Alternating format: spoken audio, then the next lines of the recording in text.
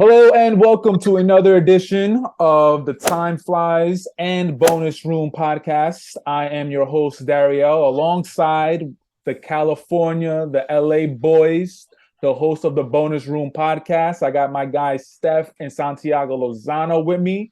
Boys, how we doing? How we doing? How we living? Steph, We're how we doing, good, my boy? man. We're good. We're good. 2022 is now behind us. Got a whole new year worth of movies coming out, but today we're gonna talk about the ones from last year. So That's right. Just like my man Steph said, we're going to be talking about movies in 2022. We're going to talk about some that we like, some that we don't. Of course, the Oscars are coming up, so maybe some of the movies that were nominated are going to be within someone's list coming up. But before we get into it, I just want to see how you guys are doing.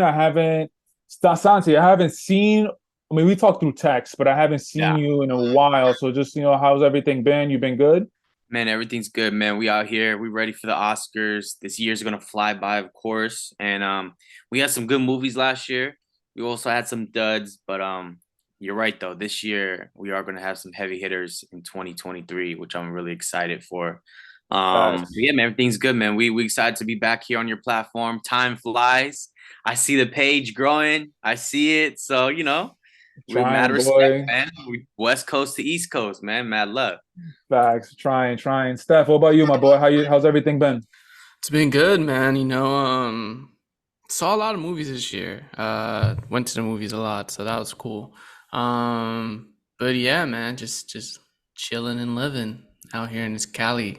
So just The not Cali much. weather that I miss so much. One day. But I don't know, man. I would like a snowy winter in my life at least once, you know? I mean, to experience it, yeah, probably, to get the nice experience of it. But like, honestly, there's nothing to fucking. It's fucking trash, bro. It's so fucking whack, especially as What an adult. what's the weather out there right now? Right now, it's like honestly, man, it's not that bad. Is that this is like it's like today it was like 42 degrees, which is actually like it's like that's like spring for us.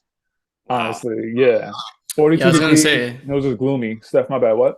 no, I was gonna say like 42. I think we were like what 55 today, so it Yeah, wasn't that much 55, wasn't 52. that much warmer. Yeah, Yeah. 55 sunny or 55? cloudy Cloudy, and rainy. sunny. Yeah. Oh So yeah, warm. y'all been getting rain like lately, right? We need it, bro. We need the Love water. it. That's a fact.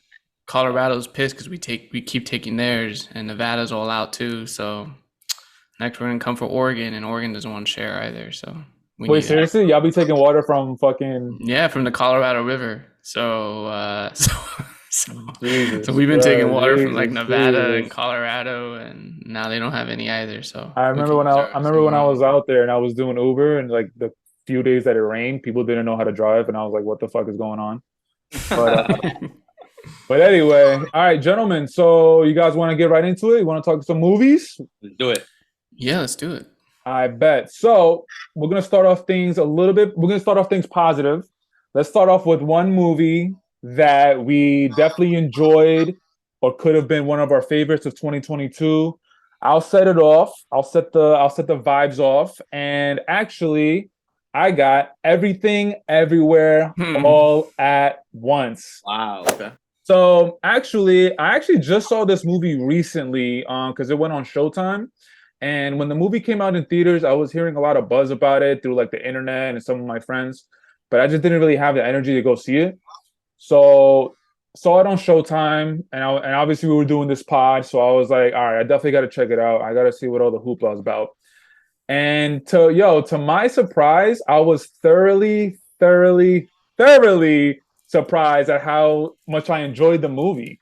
It's very, I mean, it has themes that's very familiar with us as far as like parallel universes and traveling between them. And there's even a hint of like abilities and powers in there. So we've seen that through the years. I get Matrix vibes from it. Um, but the story itself interweaved with that, with the whole parallel universe and jumping from one universe to another. That is where I felt like it was very different, and I loved it, man. The acting was great. The dialogue was great. There really wasn't any moments where I was like really bored or anything, like, or didn't feel like slow. And the whole movie, it felt like a great paced movie from beginning to end. You got the fucking scream queen herself, Jamie Lee Curtis, in a supporting role. Kind of like we've never seen her before, honestly. Yeah. Yeah, and I Kind of a remember, bitch. yeah, kind of a bitch. And I remember Yeah. seeing her do interviews saying that like she wanted to take on this role because she knew, I think her character's name was Deirdre, if I'm remembering correctly. She wanted to take on Hmm. the role because she knows so many Deirdres in her life. She plays this IRS tax audit lady who's like miserable with her life, and she gets the fulfillment of joy by seeing other people like, you know, struggle through their life. So she says she knows a lot of Deirdres in her life, and she just, I don't know, she just wanted to portray that. But I mean, man, and the like I said, the acting was great. Everything about this movie, I really don't have anything bad about it. I can't say I loved it, but I definitely enjoyed it, and it was definitely one of the highlights for me for 2022. Strong movie. I believe it came out towards the end of 2022. Man, I'm gonna start. It actually came out in like March. Oh, okay. Thanks, Steph, Yeah, for it coming out in just March. got a lot of buzz recently. Yeah. All right, bet. And yeah, this movie also got nominated for Oscars. Hmm. I believe it's Steph. Do you remember which nominations it got for? Like Best Actress? Supporting actor, Yeah. right? And no, it got both actress, supporting actress. It got supporting actor for the dad. Also, the daughter got nominated for supporting actress as well. So Jamie Lee Curtis and the daughter in the film. Well, I don't know her name. Also for best director, best picture, Yeah, screenplay. This movie stack. is the darling of the holiday season. I mean the award season. So a lot of people are picking it already. I don't know if it won the Golden Globes or not. I don't really remember. I Um, think the main actress won the Golden Globe for Best Actress because yeah, yeah, yeah, she's yeah, been winning. She's been yeah, winning. And I think the supporting actor won too. Yeah, the guy from Um, Indiana Jones, he won. yeah. Who was in yeah. Temple of the Doom? That's Mickey crazy. I just Jones. found that out. Like I was like, wow, that's the same guy. That's the same kid. That's Yeah, it's crazy, the yo. same guy. He hasn't done anything else except this movie. Like he did small roles, like very small roles. Right. Yeah. This is like a big hit, and he thought he was never gonna like beat like atop his Indiana Jones performance working with Steven Spielberg. And Yeah. now what happened? Like that's crazy. That's like 30 years, I think, because now he's like 50, if I'm not mistaken. Yeah, So he's yeah, it might be 30 or more. Probably. So yeah, man, we love to hear stuff like that, and we love to hear like a good comeback story. But that's my movie. That's one of my favorites of 2022. So, gentlemen, Well, actually, I just kind of wanted to talk a bit more about Everything Everywhere All at Once because, all like right. I said, it is. So, Dal, have you seen it? no, to be honest, I was gonna see it Friday night. I didn't get to chance. I saw another movie. So, to be honest, I saw this a couple weeks ago too. I did fall asleep in the beginning middle. So, like when stuff started getting crazy at the office, I kind of dozed off, and then I woke up right before. I don't want to say anything for Santiago, but Mm, I woke up. I didn't miss too much. I only missed like 15 minutes. mm, But I finished it out, and I really I liked it. I didn't like love it as much as like Mm, other people seem to love it. It seems like mm, there's like a cult following for this film. There's people yeah. who like love this movie, and I can see why, especially for young people, because it has to do a lot with like the questioning of our existence. Mm, How much how much do we matter in the grand scheme of things, and like you mm, said, it also plays with like parallel universes and powers and abilities, and how I think only until recently we've kind of like started really like investigating that concept of like could there be other parallel universes, multiple versions of ourselves, and different and the ideas of regret when you get to like a midlife crisis, your ideas of what could have been when you made a certain decision when you were 20 or 15 or 30. So it kind of plays with those ideas, which everyone experiences. Everyone has regret. Everyone at one point thinks, what if? So I kind of enjoyed that, and especially the whole mother-daughter relationship. That was really interesting. I feel like uh, any mother-daughter can resonate with that story. Daisy, she loved the film. She absolutely adored it. Uh, And I love that whole scene. I'm gonna ruin this for you, Santiago, but the rock scene Yeah, where yeah, yeah, yeah. they're just rocks, and it's like you don't have to do anything here, just be a rock. And she's like, but I don't get it. She's like, neither do we, but it's okay. We're just rocks, It's just you know. wild, yeah. And that was kind of cool because like in the craziness of life with responsibilities and everything that consumes our minds and our bodies all the time, it's nice to think that there's a universe out there where you're just a rock. We don't have to worry about anything. You don't have to worry about bills, relationships, friendships, people, family, life, death. You're just a rock. So I thought that was really Facts. cool. Something else that I also love about this, well, something else that I like about this movie is that it's Asian influenced. The whole Yeah. cast is Asian, and that's something that we don't see every day. Chinese Um, American. Yeah. It's exactly, pretty Chinese cool. American and the whole diversity. Like, I want to say the main actress is Michelle Yao. I think that's her name. I'm not sure, so don't quote me. Are Yeah, you Michelle talking about the Yeoh. mom? The Yeah. mom, yeah, yeah, the main Yeah. actress, yeah. Okay, cool. hmm So, yeah, man. So, like, we see a leading actress, and now she's getting all this Oscar buzz, and that's really good to see. I just like seeing something that's different, even though the story we have seen different iterations of it throughout our lives about like hmm what Steph just said about questioning our existence and all that. But it was just different, man. It was the Very divert, creative. yeah, very creative, the Mm. diversity, and we just don't really see movies like that, and especially an original screenplay. Like now, every day is about reboots and sequels and requels. hmm This is like original screenplay, and I like to see stuff like that. So everything, Yeah, and everywhere, go ahead, stuff. no, fun fact: the movie was produced by the Russo brothers, and if you know who they are, they're the Right. ones who produced Infinity. No, they directed Infinity War, Captain America, Winter Soldier. So they've done Marvel movies. They did The Gray Man, which also came out this year, which was not a bad film. Also, with your boy Gosling, Ryan baby. Gosling. Yeah, so Gosling. that was a quality film as well. Yeah, I But was no, and so surprised they when I saw produced it. that Yeah. Russo brothers at the end credits. I was like, oh shit, that was pretty cool. Yeah, and I wouldn't be surprised if this is the movie that takes the Oscar for best film. It just feels like it's trending in that direction. And then even when I was watching it, I noticed something in one of the scenes. I'm like, damn, they're like low key trying to manifest it because this film was released at the South by Southwest festival in Austin back in like March, and people loved it. Then they got its wide release, and didn't really pick up momentum till like the summer because I had people like telling me, "Oh, I need to see it, this and that." I just never got around to seeing it, but I finally did. Check this out, Derry. I'm gonna see if I can.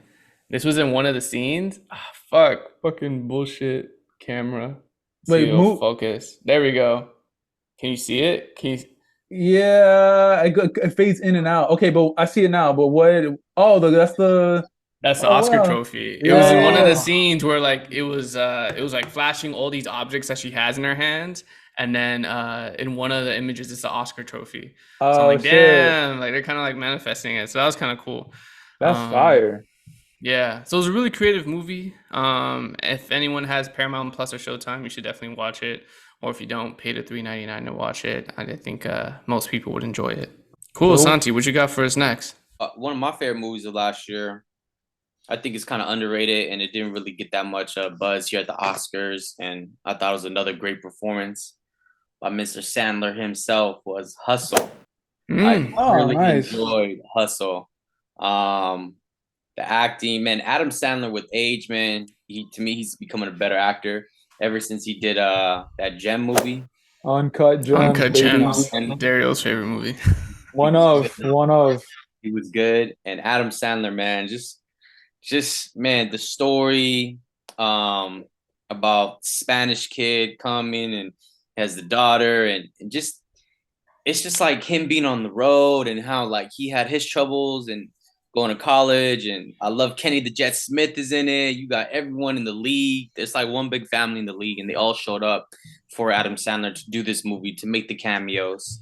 And yeah, man, it's based in the city of brotherly love, Philly. You know, which we've been to and got a chance to check out, and got some good, definitely got some good sandwiches down there. And it's a city, man, that's like blue collar, white collar.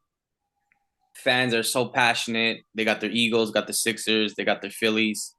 It's it was thoroughly enjoyable, and I just loved all the characters, and I was like, wow, like Adam Sandler does it again, has another hit. So that was definitely a Netflix, and big up to Netflix.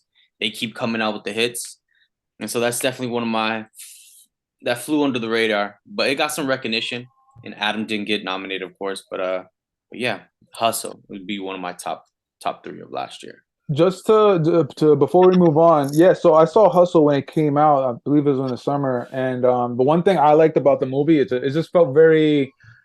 It felt like they did a really good job, and they took it seriously to be as authentic as possible. 100%. So like, yeah, they got. I forgot who I heard this from. Maybe from Adam Sandler himself when he was like doing interviews. They said that they went and got like all the permits from the NBA. They got approval from the NBA to like use the actual facilities, practice facilities, weight rooms, like the actual stuff that the players use. Yep. And that's definitely an element that needed to be had in that movie because without it, it's just not going to feel the same. It's fake food, like it'll just like be Yeah. weird. They got the actual players. Tobias Harris was in there. Like Anthony Edwards, the fucking villain, he did a pretty good job.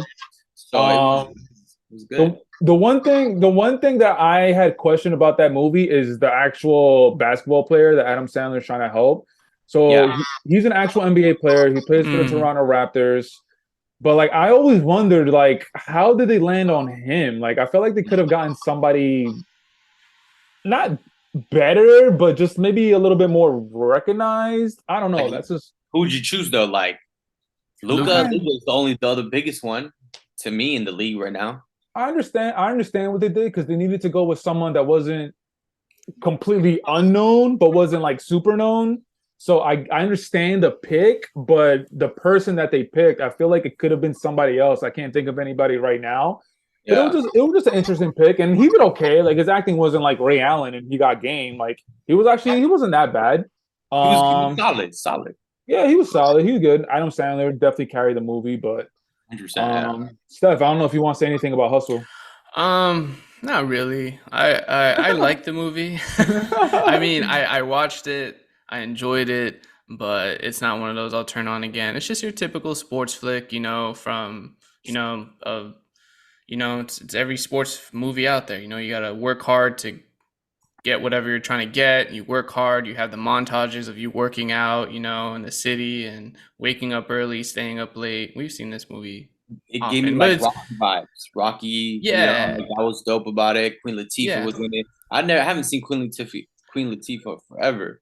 Yeah, so it was kind of like a little reunion, and I was like, you know what, this is a good movie. It's cool. It's good. It's good. Yeah. It was solid. I don't think Adam Sandler's that great of an actor. I don't care how many serious movies he does. I would never take him serious as an actor. I've seen way too many. Way too many trash movies by him to ever take him serious. All right, listen, I'm with you on there. He has so many dumbass movies that I don't really like. But Santi, go ahead. But that's what made him like Adam Sandler because of that. That's how Happy Gilmore was created because of all these movies. Like he's a comedian. So he's going to do fast movies, like they're just not taken serious. But to a different audience, he's like one of the GOATs in that field.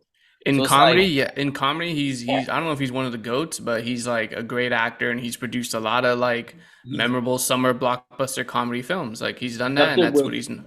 Will Ferrell, Eddie Murphy, like he's up there with those guys. You got to put him. I would say Eddie Murphy's like in another echelon, but like probably. Adam Sandler's like under that. That echelon. With like Will Ferrell, of course. Like Will Ferrell. He's with like Will Ferrell, yeah. So, I can take Will Ferrell more seriously than I can Adam Sandler though. Probably. So Steph, like Adam Sandler, when you see a trailer and it's actually a drama starring Adam Sandler, you're just not even gonna pay attention to it? No, because I saw Uncut Gems and I saw what was this movie called? The basketball one? Hustle? Yeah, I saw it. It's just like I can never see a world in where Adam Sandler wins an Academy Award. I just can't. Okay. And I like Spanglish. He was in Spanglish, and that was like his first dramatic role. And I like the movie. Glove? I haven't seen that. No. Oh my bad. Never mind. Go ahead. Sorry. But yeah, like I think he was nominated. I don't know if he was nominated for Spanglish, but I remember like he thought he would be, and he thought he'd like get it, but. Nah. No, he's not. He's a good like when he does drama roles. I think he's good.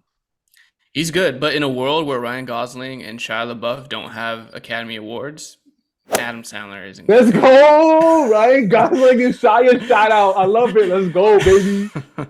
Don't worry, I got more for you during this pod, so don't worry. Appreciate it. All right, Yeah. Steph, you are Oh, up, it's my me. boy. Yes, it's your go. Uh, I'll talk about so there wasn't one particular film that absolutely blew me away. Usually every year there's one film where I'm like, damn, that was an amazing experience. Um, but one that I really enjoyed was The Menu. It's on HBO Mm, Max now. I thought that should at least got some more attention from the awards, but it looks like it didn't at all. Have you guys seen it? Have you guys seen The Menu? nah, Mm, I know the actors and the I know kind it, of yeah. premise, but I didn't see it. No. So for anyone who's listening, and for you guys as well, watch The Menu. It's not that long. It's like an hour 30, maybe hour 40 tops. It's worth the watch. It is so clever. It's creative. It's a bit ridiculous. It doesn't take itself too seriously, so you can't take it seriously because there's a lot of ridiculous moments. Wait, Damn, I break it wish you guys down. saw it. Break it down. Break it down. What's the premise? Fuck, because I don't want to reveal too much because it's like because if you've seen the trailer, I think I saw the trailer once. Like it's like kind of like a horror movie or it's like a Right. suspenseful film, but you don't know exactly what it's about.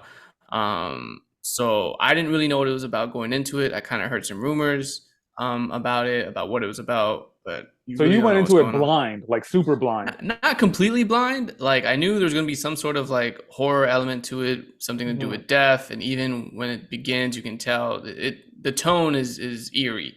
So you already know that this isn't gonna be what you think it is. But it's really good. It's really well made. The acting's really well done. I think the writing is really on point. And it's just essentially about an angry chef who it's like if Saw was a chef and he's taking revenge out on people. The fuck? Yeah, Jigsaw. Yeah. The So fuck? I think that's a yeah, I think that's a good way to Question. describe it. Yeah. Anya Taylor Joy. Oh, I hate her. Okay, so Michael, first of all, where did she pop up from? Is she from like Game of Thrones? Like No, no, where? no. She was. I first saw her in Peaky Blinders. Okay, but She like came where did she out. like really pop off? I don't know. She's been really hot the past couple years. She's been in a lot of Yeah. things, and she's been in a lot of like artistic things or things that are popular. I don't like her as an actress, and like if the one flaw about this movie is her character and her character's ending, that's that's the one flaw of the movie for me. And I also just can't stand her, bro. Her big ass eyes creep the fuck out of me. Um, Sheesh. it's just, and I don't care if that's mean. It's just like, bro, it's like everything else on her face is small, but she has these big bug eyes, and it just bothers the hell out of me. So, but Peaky Blinders is so annoying. Yeah, I hate her in that show. yeah. But So but how did she do in the movie? Like I get why you don't really like her character, but like what about her acting? her acting's good. I mean, she's a good actress. It's just her character. Like, Okay. I want to just like ruin it for you guys, but it's a good movie, and like I think you guys should like see it, and then kind of go into it blindly, not with me not revealing too much. But yeah, Nah, it was probably the most fun movie I watched this year. the reason why I asked you about that is because yeah, she's like you said, she's been like super like hot these last couple years. She's always in like the Hmm. pop culture stuff, and I'm like, where did this girl come from? Like, I want to say Game of Thrones. Honestly, I think she like got her really big break in Game of Thrones. Like besides I Peaky never Blinders. saw Game of Thrones. Wasn't Me she in neither. some chess show on Netflix? There's Oh yeah, I there's think that you're chess, yeah, right. with a woman who plays chess. I don't know the I name forgot show, what it was but yeah, called. I know exactly what you're talking about. I think you're right. That's where she kind of blew up. I think you're right. Okay, okay, okay, okay. Yeah, I mean, and I haven't like in the stuff that I've watched, she hasn't been in Queen's anything. Gambit. Yeah, Yeah, yeah, yeah. Queen's She hasn't been Gambit. in anything that I watched, so I can't really like Mm-hmm. judge her. I can't see if I can't find out if I like her or not. Mm-hmm. But and Nicholas Holt, right? That's like her co-star. Mm-hmm.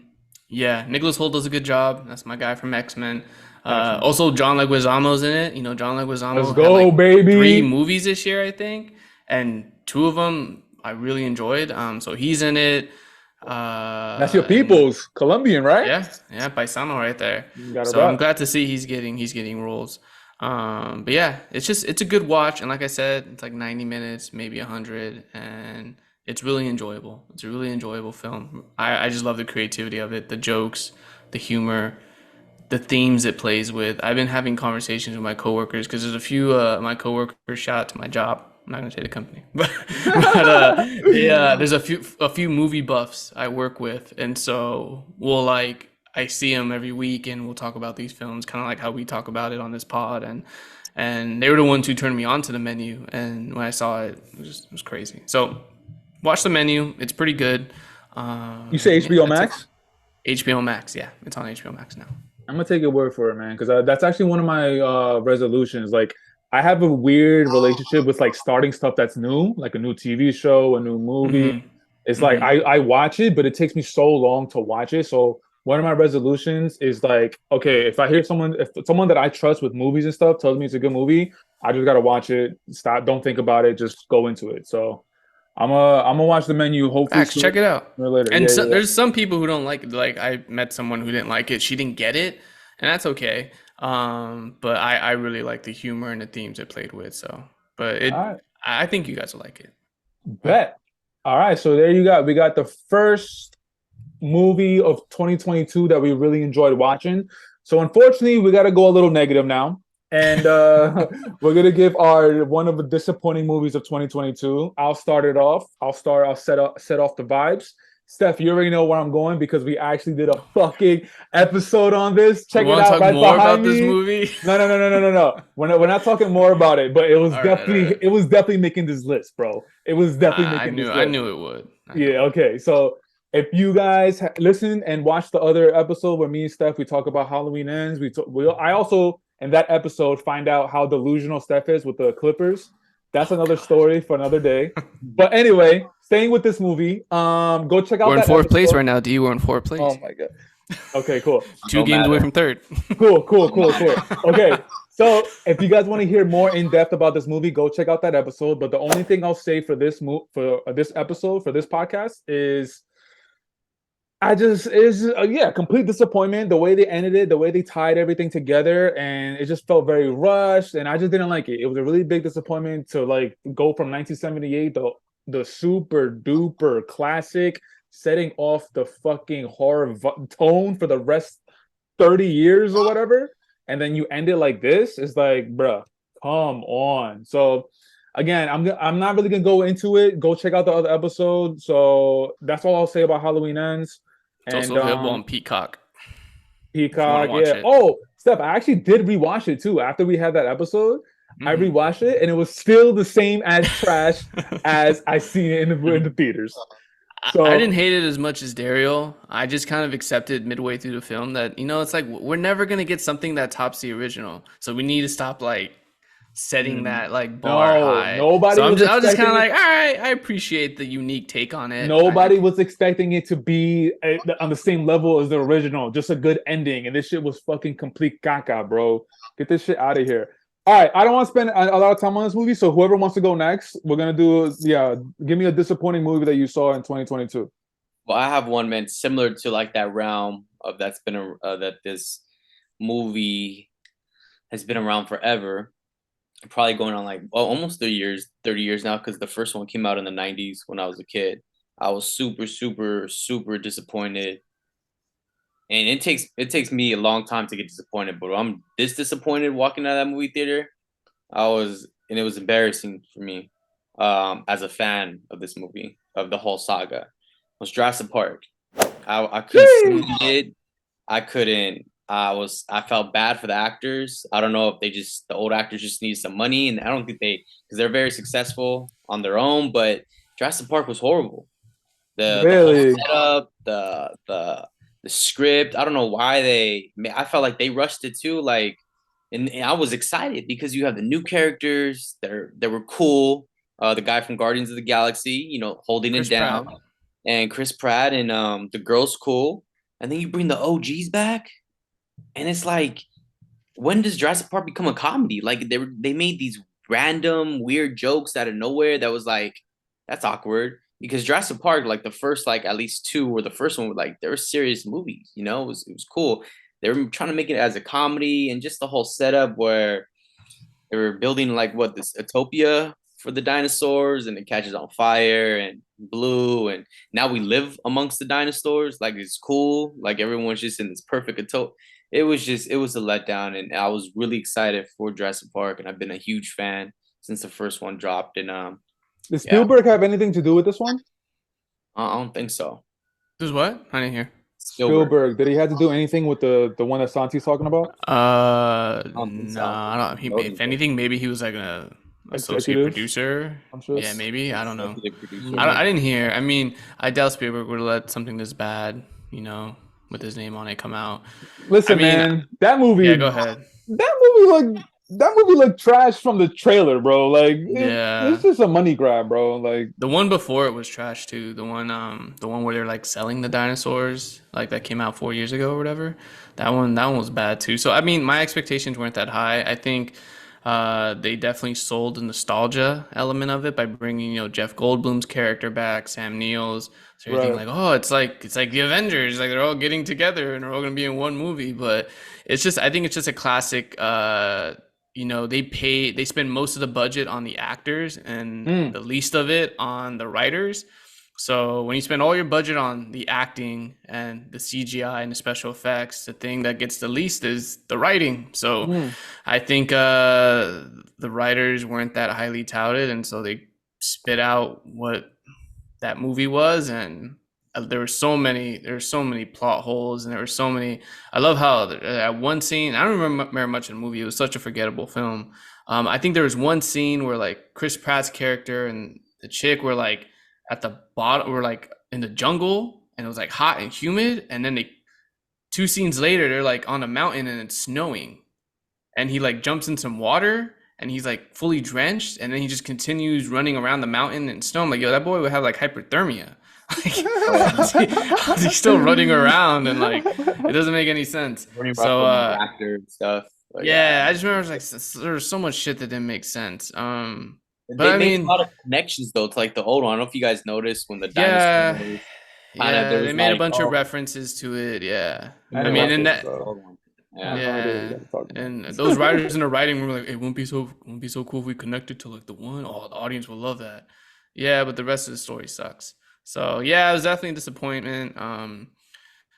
But hey, a lot of us bought our tickets, bought our popcorn, and sat down and saw it. So it achieved its purpose. Yeah, because Hollywood knows how to fucking just get money. That's why they don't like. Yeah.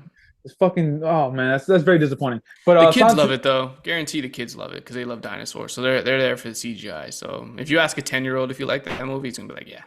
there you go. Santi, is there anything else you want to say about the Jurassic Park movie before we move on? I'd just be kind of sad if they ended like that, but I don't know if there's any more plans to make any more. But it'd be sad if that's the last one ever. Sheesh. I don't need another one. Yeah, Dog, it's just- I didn't need another one after Jurassic Park, bro. The first one, in 1990, whatever. I didn't need. Not I didn't two need the was Lost good. World. I didn't need fucking 2 was like. good. No, they weren't that That bad, T-Rex bro. running around in LA, that was kind of cool. That was kind of funny. But no, Jeff Goldblum, Neo, right? Sam Neill, those Yeah. are classics, bro. They're good actors already, So, but yeah, it was disappointing, man. All right, Steph. So, what's your disappointing movie of 2020? One of 2022. Disappointing, and like I had high hopes for it, especially based on the original, and then this one came out like it's not a bad film, but it was just kind of disappointing. Glass Onion. Disappointing. It Second was one, disappointing. Horrible. Yeah, I mean Knives Out was so good. So Like good. Knives Facts. Out was so good where it's so like good. and whenever something's that great in any art form, whether it's like an album or a piece of art, like dude, it's hard to follow something up like that. And so Glass Onion was just very predictable to me. Like if you guys all seen it? Yeah, horrible. Glass Onion? Nah, I not. Nah, dude. Okay. I could tell when stuff is just like, oh, dude, the first one worked. Let's just make more of. I'm like, no, that's not. I mean, I think there's still more stories to tell with that detective. I think I like the character. Some people don't like Daniel Craig as like a Weird. Southern inspector. I think it's hilarious because it was great in Knives Out. I just think it was very predictable. I knew who the killer was right from the jump. As soon as all the suspects were out, I'm like, bro, I already know who it is. It's that person. It's very obvious because the themes it was playing with in the film. It's like if you're watching it, you know they're talking about like Elon Musk or they're talking about like the super rich or people who are in tech. So which is very obvious. It was very, very obvious. So it's kind of disappointing. I had high hopes for it, and I really wanted it to be good, Yo, as good usually as usually Knives when a Out. movie comes out that's like that comes out of nowhere, like Knives Out Yeah. did. Knives Out kind of came Hmm. out of nowhere, and Yeah. obviously it had all this buzz, they made all this money, and the first thing you hear after what the first opening weekend is like, okay, we're doing a sequel. That's already that's an automatic red flag. It's like, okay, they're just rushing it. Like, and that's how like I could like just me personally, like I feel like I can tell when stuff is not going to be as good or great or just be disappointing. Like, Hmm. and that whole Glass Onion, like Knives Out, like again, I watched it randomly and I was thoroughly entertained. I liked it. I Hmm. didn't really understand. I didn't know anything going into it. And then Glass Onion, you have an idea of what it's going to be like, you know, detective finding out who done it, you know. Yeah. So, I don't know, man. I just wasn't really. I didn't really pay attention to it when it dropped on Netflix, honestly. Yeah. And it's just it takes it back to that conversation in Scream 2, I think, where you talk about the sequel and if there's ever been with Randy, who was one of my favorite characters in cinema history, Randy, Facts. and they talking about in class like, yo, can a sequel ever be better than the original? And there's a few like, like Godfather Part Two. I would say The Dark Knight is better than Batman Begins. Some say 100%. Spider-Man 2 is better than Spider-Man 1. I can't think of any other sequels off the top of my Terminator head. 2. Terminator 2. That's one of the Um, all-time, bro. some All-time best sequels. Sorry. people like Strikes Back better than the original Star Wars. So like there are certain cases where the original is the sequel is as good or if not better than the original. Right. And so this one just didn't fit the bill. It's just one of those where it had all this hype, all this anticipation, and kind of fell on his face. There's people who like it though. It was nominated. It got some nominations. So there's people who still liked it, but I wasn't one of them. Mm.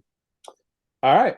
Thank you, gentlemen. So let's go. Well, now we're going to go back to a more positive note. Another movie that I found surprisingly good and that I enjoyed of 2022. Steph, we kind of talked about it. Oof. That's a good one. Yeah. Santi, have you seen this movie? I saw it the weekend it came out. Okay. So I want to know your reaction. What did you think about the movie? It was the best horror film of the year. It was top. Yeah. Oof. I was thoroughly impressed. I texted Stefan, you got to go see it ASAP. Stay to the end. People were walking out because they're all freaked out. There was I was nothing to freaked see out. at the end. It was just the music, the sound was getting to people, and the credits. So I don't know. Yeah. Like I guess people were I think Stefan left early because he was waiting to see something. But if you notice, the music was just so like weird and scaring people. People were just like, damn. I was like, oh, I'm gonna stay through the whole thing. So I stayed to the very end to see because it was like a mind trip almost. And I Mm. thought it was great. I hope they do another one. If they don't, I'm They okay. are. But okay, They are. They're doing a sequel. so Oh, the- fuck. it We might- It literally might just be talked about good. It this. might be It- We good. literally just talked about this. Fuck. Yeah. it might fuck it up because it might be even more lame. But the first one was great, man. Flew under the Yeah. radar. All right. I love Damn, the I'm promotion for it. The baseball, how they sent people to the baseball during the playoffs and stuff. That was great. So when I saw shit like that, I saw it the first weekend. Saw it Saturday night. Paid my $18 to go see it. You know, because I now see movies on Tuesdays. If I go to theaters, it's Tuesdays, $5 Tuesdays, baby. You know, get that. facts. You know, and or just wait because I have like every streaming service out already. So, man, best horror movie of the year, hands down, because Yeah. Halloween was a letdown. It was a great year for horror too. Facts. Great Yeah, year. it was. So Mom, again, okay. in the other episode that me and Steph did, we briefly touched upon Smile.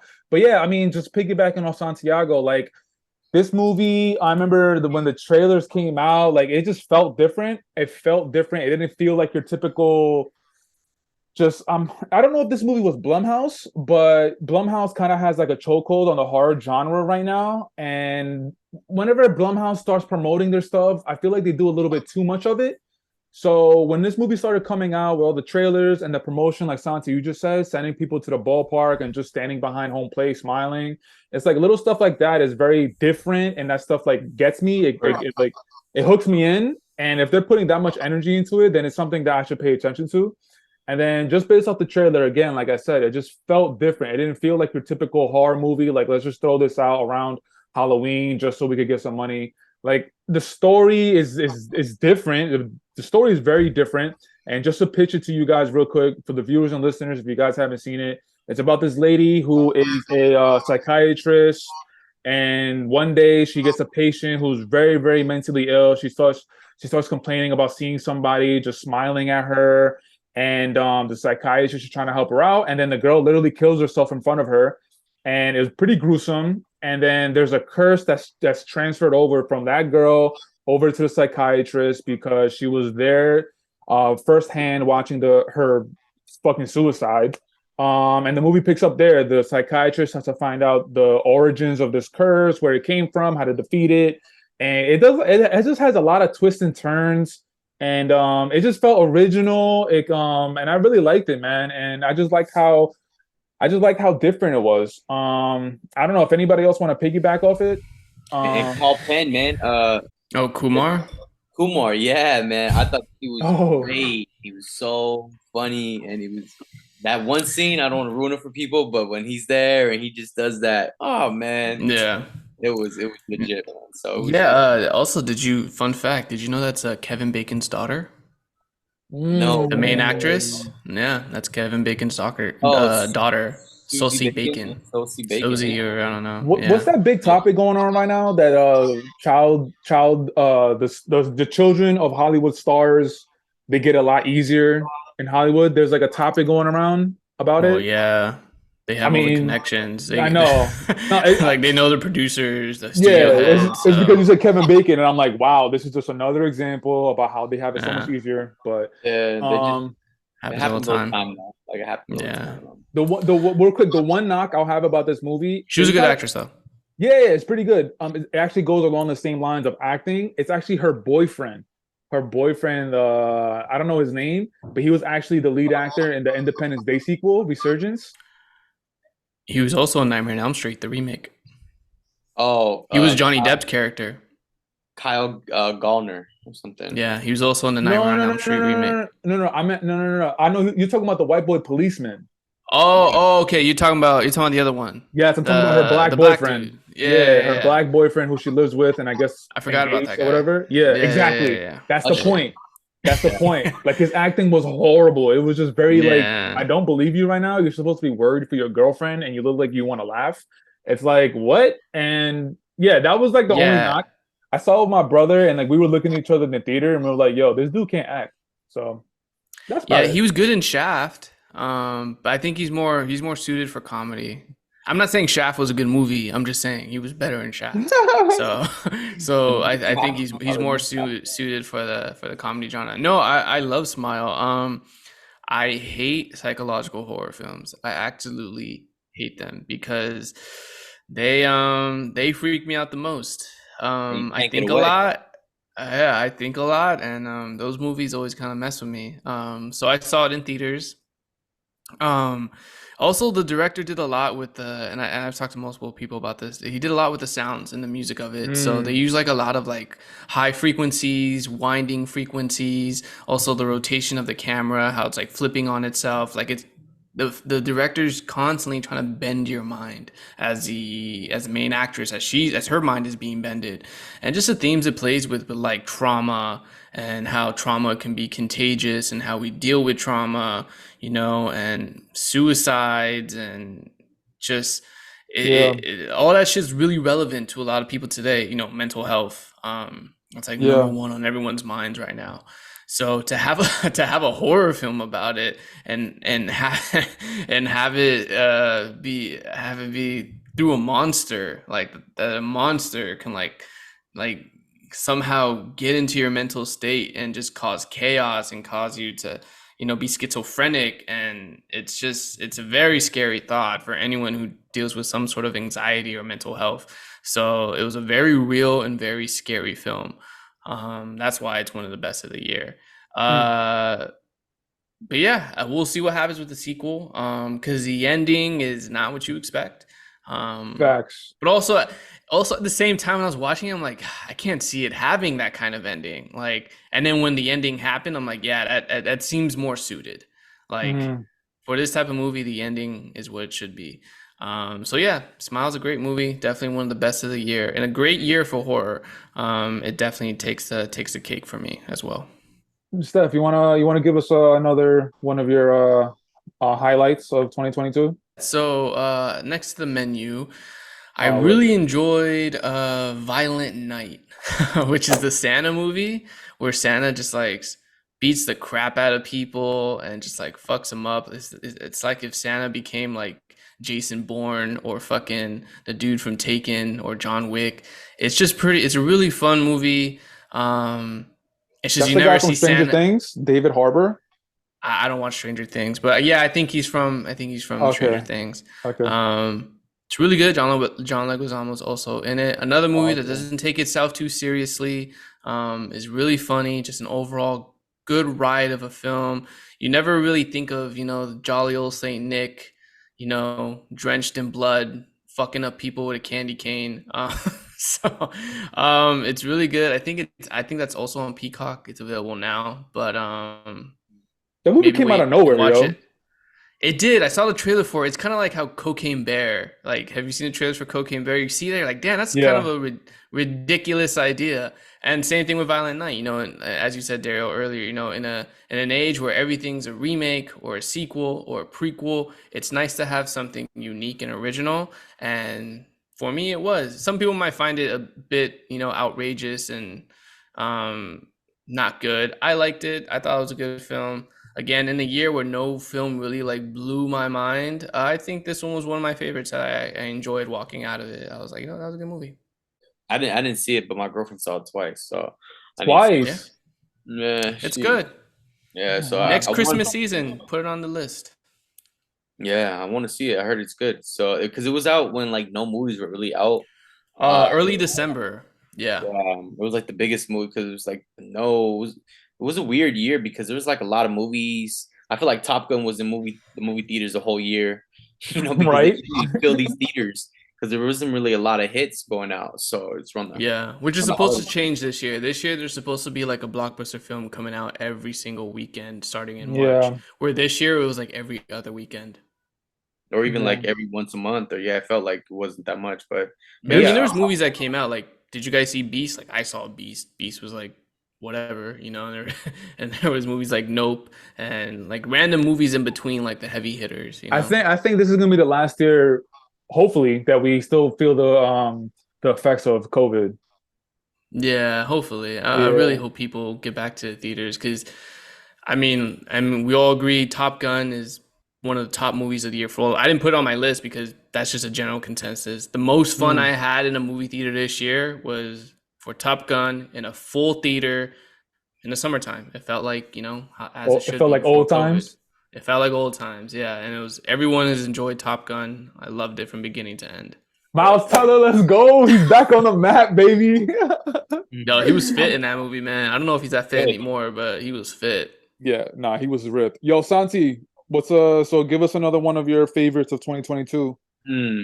Man, it's hard because I want to say let's go back to Top Gun because Top Gun is the best movie of the year. I was excited. Got nominated.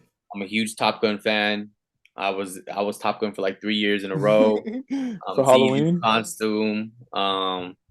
Yeah, Top Gun was legit, man. It lived up to the Top Gun. It's so good. It's better than the first one because I was like my brother. I saw the first one right before I went to go see this one. Yeah, you guys didn't like Same. the first one, right? The first one's A good for bit, its a bit time. overrated. The It, love it story just, I and they didn't play care the for it. song over and over, and it's really about the music in the first one, and it's just corny, but it's the '80s, bro. Like No, they're I like the first one. I like the first one. yeah, okay, but it's just Tom Cruise barely has like 12 lines in the whole movie. It's like it's kind of He's it's a always just trick. smiling with his sunglasses on. Yeah, man, and it's Tom cool Cruise for its being a time, fucking stud. and today, or what's it say? I feel the need for speed, I feel like the it's need. just Yeah. iconic, and Top Gun to me is like, so I haven't seen it again.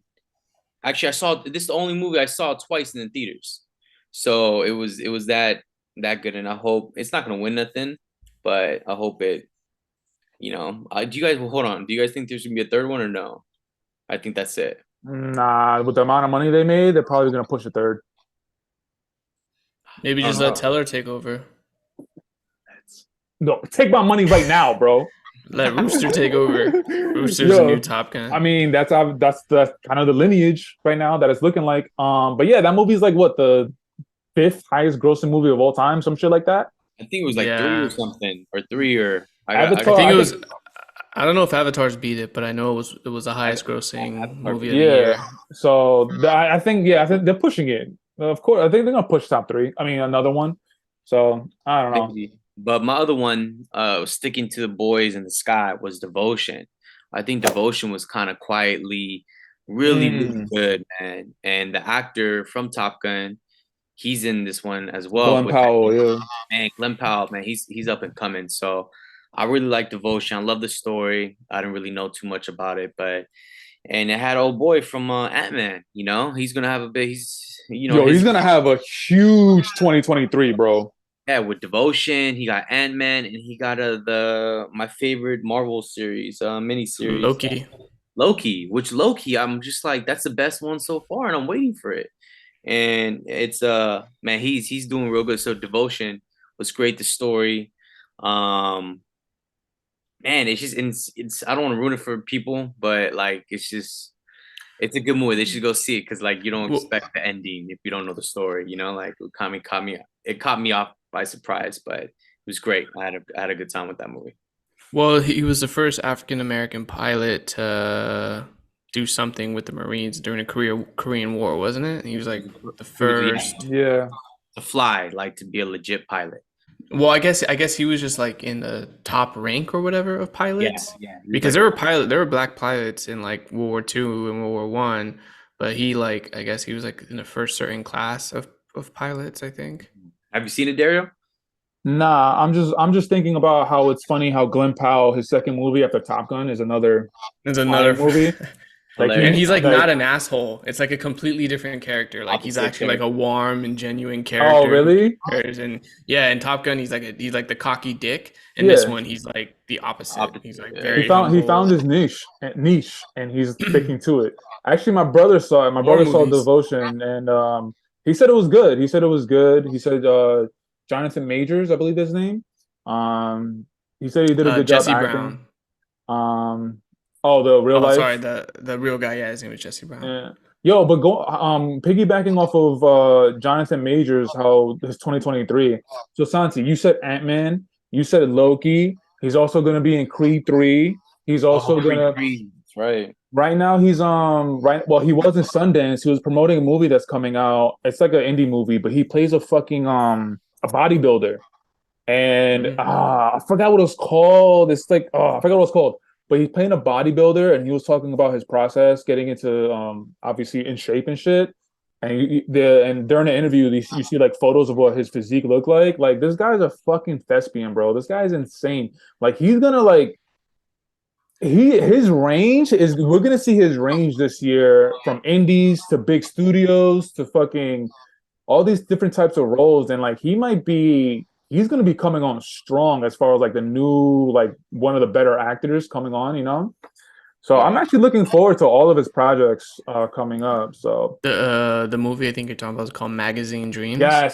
yes, I knew it was something with magazine. Yeah. Yeah. So Yeah, no, Devotion was a good one. I like that one too. so for this next movie, we're going back to disappointments, and yeah. So this movie is disappointing, but not in the way that you think. And the movie I'm talking about is actually Blonde. Oof. We're talking about Rep Our Trash. Oof. Okay. Rep Our Latinas, Ana de Armas, Ana de Cuban, Armas. Cuban girl repping obviously Cuba, but taking the mantle of portraying Marilyn Monroe. So okay, so I wasn't mad at the movie, Steph. I wasn't mad at the movie. I actually thought it wasn't terrible, like you said, trash and other people. I thought it was okay. My gripe with it, as far as disappointing, is I don't like how Hollywood is doing this thing where it's like they're anointing people to play Marilyn Monroe as if it's a rite of passage. And in my opinion, Ana de Armas, she hasn't proven enough to take on a role of Marilyn Monroe. Like Marilyn Monroe, Hollywood has this like they put Marilyn Monroe, the portrayal of her, at like such a pedestal. Like it's Marilyn Monroe, right? So like Mhm. so like you got Ana de Armas already portraying Marilyn Monroe. It's like, what has she proven to you that she actually has acting chops? The only thing that I can think of is like Knives Out. But the thing is, with Knives Out, it was such an ensemble cast. I Yeah, she can't didn't carry it. exactly. I can't point to her and be like, she carried the movie. That movie was carried by her, fucking Daniel Craig, Lakeith Stanfield, Jamie Lee Curtis, fucking Captain America. That was my gripe with it. And I gotta give a shout out to my girl Michelle Williams, who also portrayed Marilyn Monroe. It's called My Weekend with Marilyn. That movie, let's go. And Yeah. at that point, when she portrayed Marilyn Monroe, she already had some heavy hitters under her belt. She had fucking Brokeback Mountain. She had my favorite movie of all time, Blue Valentine. She had shit under her belt. And Ana de Armas is like, okay, you were the Bond girl for like 15 minutes in a Bond movie. Like, what else do you have to offer? She was in that movie with Keanu Reeves where she made out with a chick. Oh, Knock Knock, right? Yeah, that was actually a good movie. Yeah, I haven't seen it, but Watch it. It's actually quite fun. I should. Yeah, I remember you telling me about it. You said it was pretty good. But okay, going back to the movie. So going into the movie, the only thing I heard about it was people were saying it was trash. They didn't like it. So I was like, you know what? Let me just go into it. Not really watching more than one trailer. So I went into it, and the first thing that popped up to me, the rating popped up, and it said NC-17, and I was like, whoa! I was not expecting that. I thought it was gonna be a rated R. So as the movie's progressing, this movie is fucking dark, bro. Steph, you seen it? Yeah, I saw it. Yeah. Santi, you seen it? I'd see. I know her story though. I've seen her biographies and stuff. So Right. I can Yo, imagine. so This is just like a different take, though. It's a Okay. yes, for the viewers and listeners, this is a different take, but this is a very dark take of Marilyn super Monroe. dark. So Well, yeah, she was killed, man, by the JFK brothers. So I mean, that's- again, allegedly, I yeah, don't know about- I allegedly, don't know. because I'm not trying to get the go ahead, Steph. They don't even show her death, right?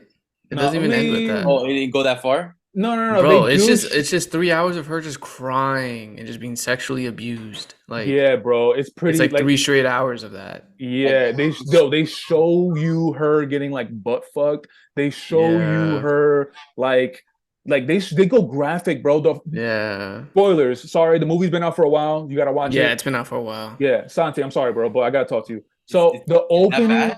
Yeah. No. I thought it was okay, but I'm trying to tell you how graphic it is. The opening scene is fucking her mom trying to drown her in a fucking bathtub, bro. Like I was like, what the fuck am I watching? Yeah. I was like, Yeah. what the fuck? And then as the movie progresses, obviously it goes into like real stuff that happened to her. It talks about JFK. Yo, That Steph, scene was yo, it for me. Steph, I was like, what the Yeah. fuck? like, what the fuck, bro? We were watching porn, dog. We were watching straight up porn, I know, dog. bro. We Yo. just have to say the scene, bro. Say the scene. Because that's what Okay. for me, I was like, all right, I'm done with this movie. Like, this is too much. Okay, This is too- so the scene is basically JFK is he's in his room. First of all, they lead Marilyn through so many fucking different hallways of the house that JFK From is the White staying in. House, right? Yeah, Or whatever, they're they're like Marilyn this way, and they keep saying it for like 10 minutes, and I'm like, when the fuck is she getting to the room? Anyway, so she finally gets to the room. JFK's in the bed. He's wearing boxers and he's on the phone with someone from the government. And Marilyn Monroe. Secretary of Defense. They're talking about Vietnam. There you go, my guy. Thank you. So, and Marilyn Monroe is dressed to the nines, bro. She has like a fur coat. She's trying to impress JFK, and JFK is like with his boxers, like with a wife beater with like orange fucking stains on it and shit. But anyway, and then Marilyn is trying to like engage with him, but Santi, he's on the phone, and Yeah. you know what he does to Marilyn Monroe? Hmm. He takes it. The first thing he does, he takes her hand and just puts it on his cock. to give him the nice rub and tug. Yeah. And then JFK is like, yo, that's not really working. So Santi, you know what else he does? Mm, He grabs her head and he puts her on his cock. damn. And She's then just- yeah, and then you see the scene. You see her literally just fucking gagging his cock, bro, just like sucking his dick. While JFK is on the phone with the Secretary of Defense, like talking to him about On like the same like time, though, yeah, and his bodyguards are like that story- outside in the hallway, and the doors Yeah. are wide The open. wide open, bro. And is that like a true story? Did you guys look this up? Or I is don't like, know. No, well, the affair with JFK is obviously everyone knows that it's like 90% true. But Did as that far scene as- really take place? I don't know. exactly like the way they did it, we don't know if exactly that's how it took place, but they talk about the affair between those two. Whatever. Or Yeah. Jackie? That's crazy. She must have definitely knew. And then Yeah. because the other brother really liked her, like it was the Robert? young Bobby.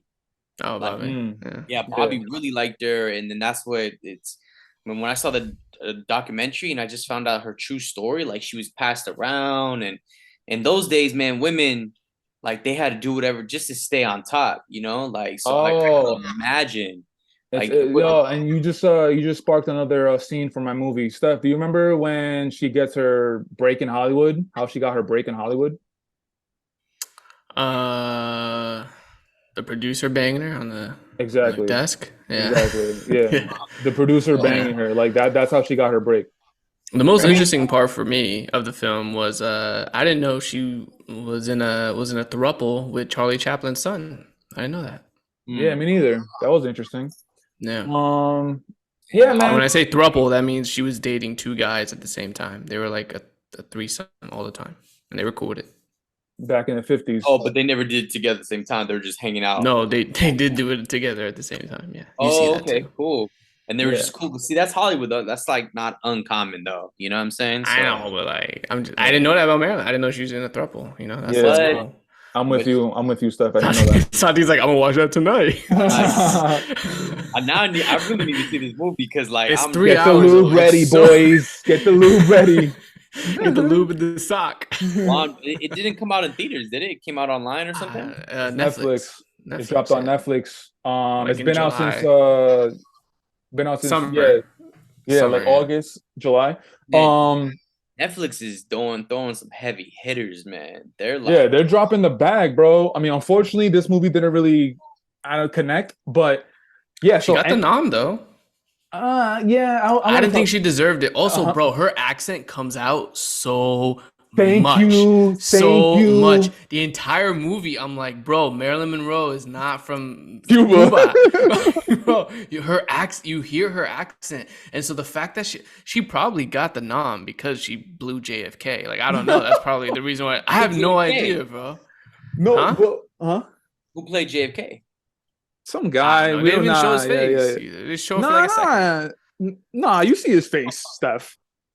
You see his face. Yeah, I don't know who he was. No, yeah, it's not really anybody known. But anyway, yeah, man, that accent, bro. It's like like much respect, like for Ana de Armas. Like she really tried. You could tell that she really tried. Yeah, But she like tried. that accent was just like It came out. her accent is too thick, which really threw me off.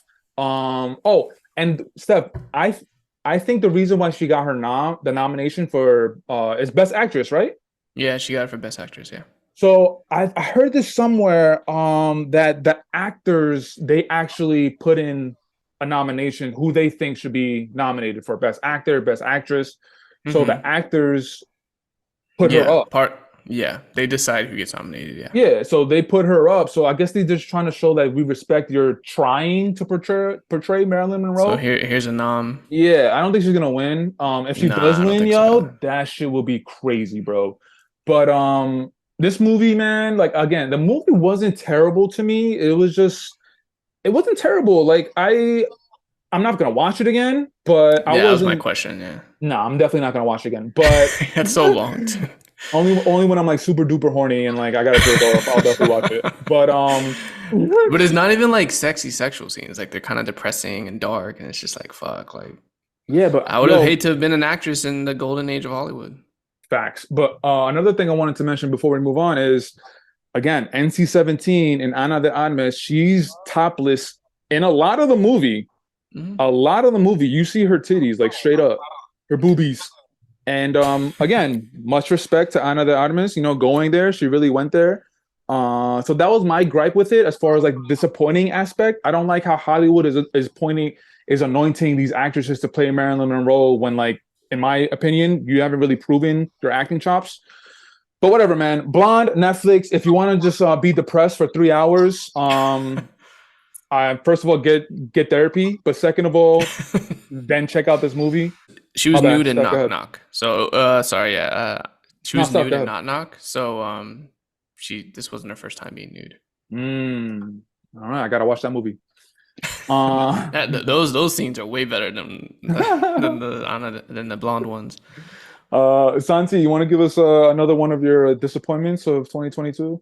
Man, I had Glass Onion, but we already talked about that. But then I had a Doctor Strange was a disappointment, and Mm, I fell asleep. It was boring. It just I was really disappointed because the first one was actually kind of good. I enjoyed it, but the second one was like just even worse. And I'm like, what are they doing? worse, huh? Yeah, it was bad. I don't know if you guys should have seen it, right? You guys didn't see the Doctor Yeah, of Strange. course. Yeah, I'm I should have sorry. seen Yeah, it. yeah. It just didn't live up to the hype, and I don't know. I think they like I like the character, I like the superhero, but yeah, the movie was a disappointment. I'm excited to see Ant-Man, but I don't know, man. I just Marvel is just throwing shit out there right now at this point, because they gotta they gotta kind of pick up the pieces after Infinity Wars and stuff. After all their boys are in Black Panther, disappointment, another disappointment. What? Jesus, you're Oh bugging, man, bro. you're Oh, You're you're Black bugging with bugging. both of these takes, bro. Yeah, you're bugging with both. Yeah. Black Panther was a disappointment. I thought they were gonna show Wow. him at least once. I know they did at the end, Bro, he's but dead. He's the dead. bad guy was phony. It was cool. It was all right, but story predictable. I love how the girl is a new Black Panther, but Black Panther the second one was not as good as the first one, and that's just my take. It was okay. That's why I didn't even get nominated for best movie. It barely got any nominations.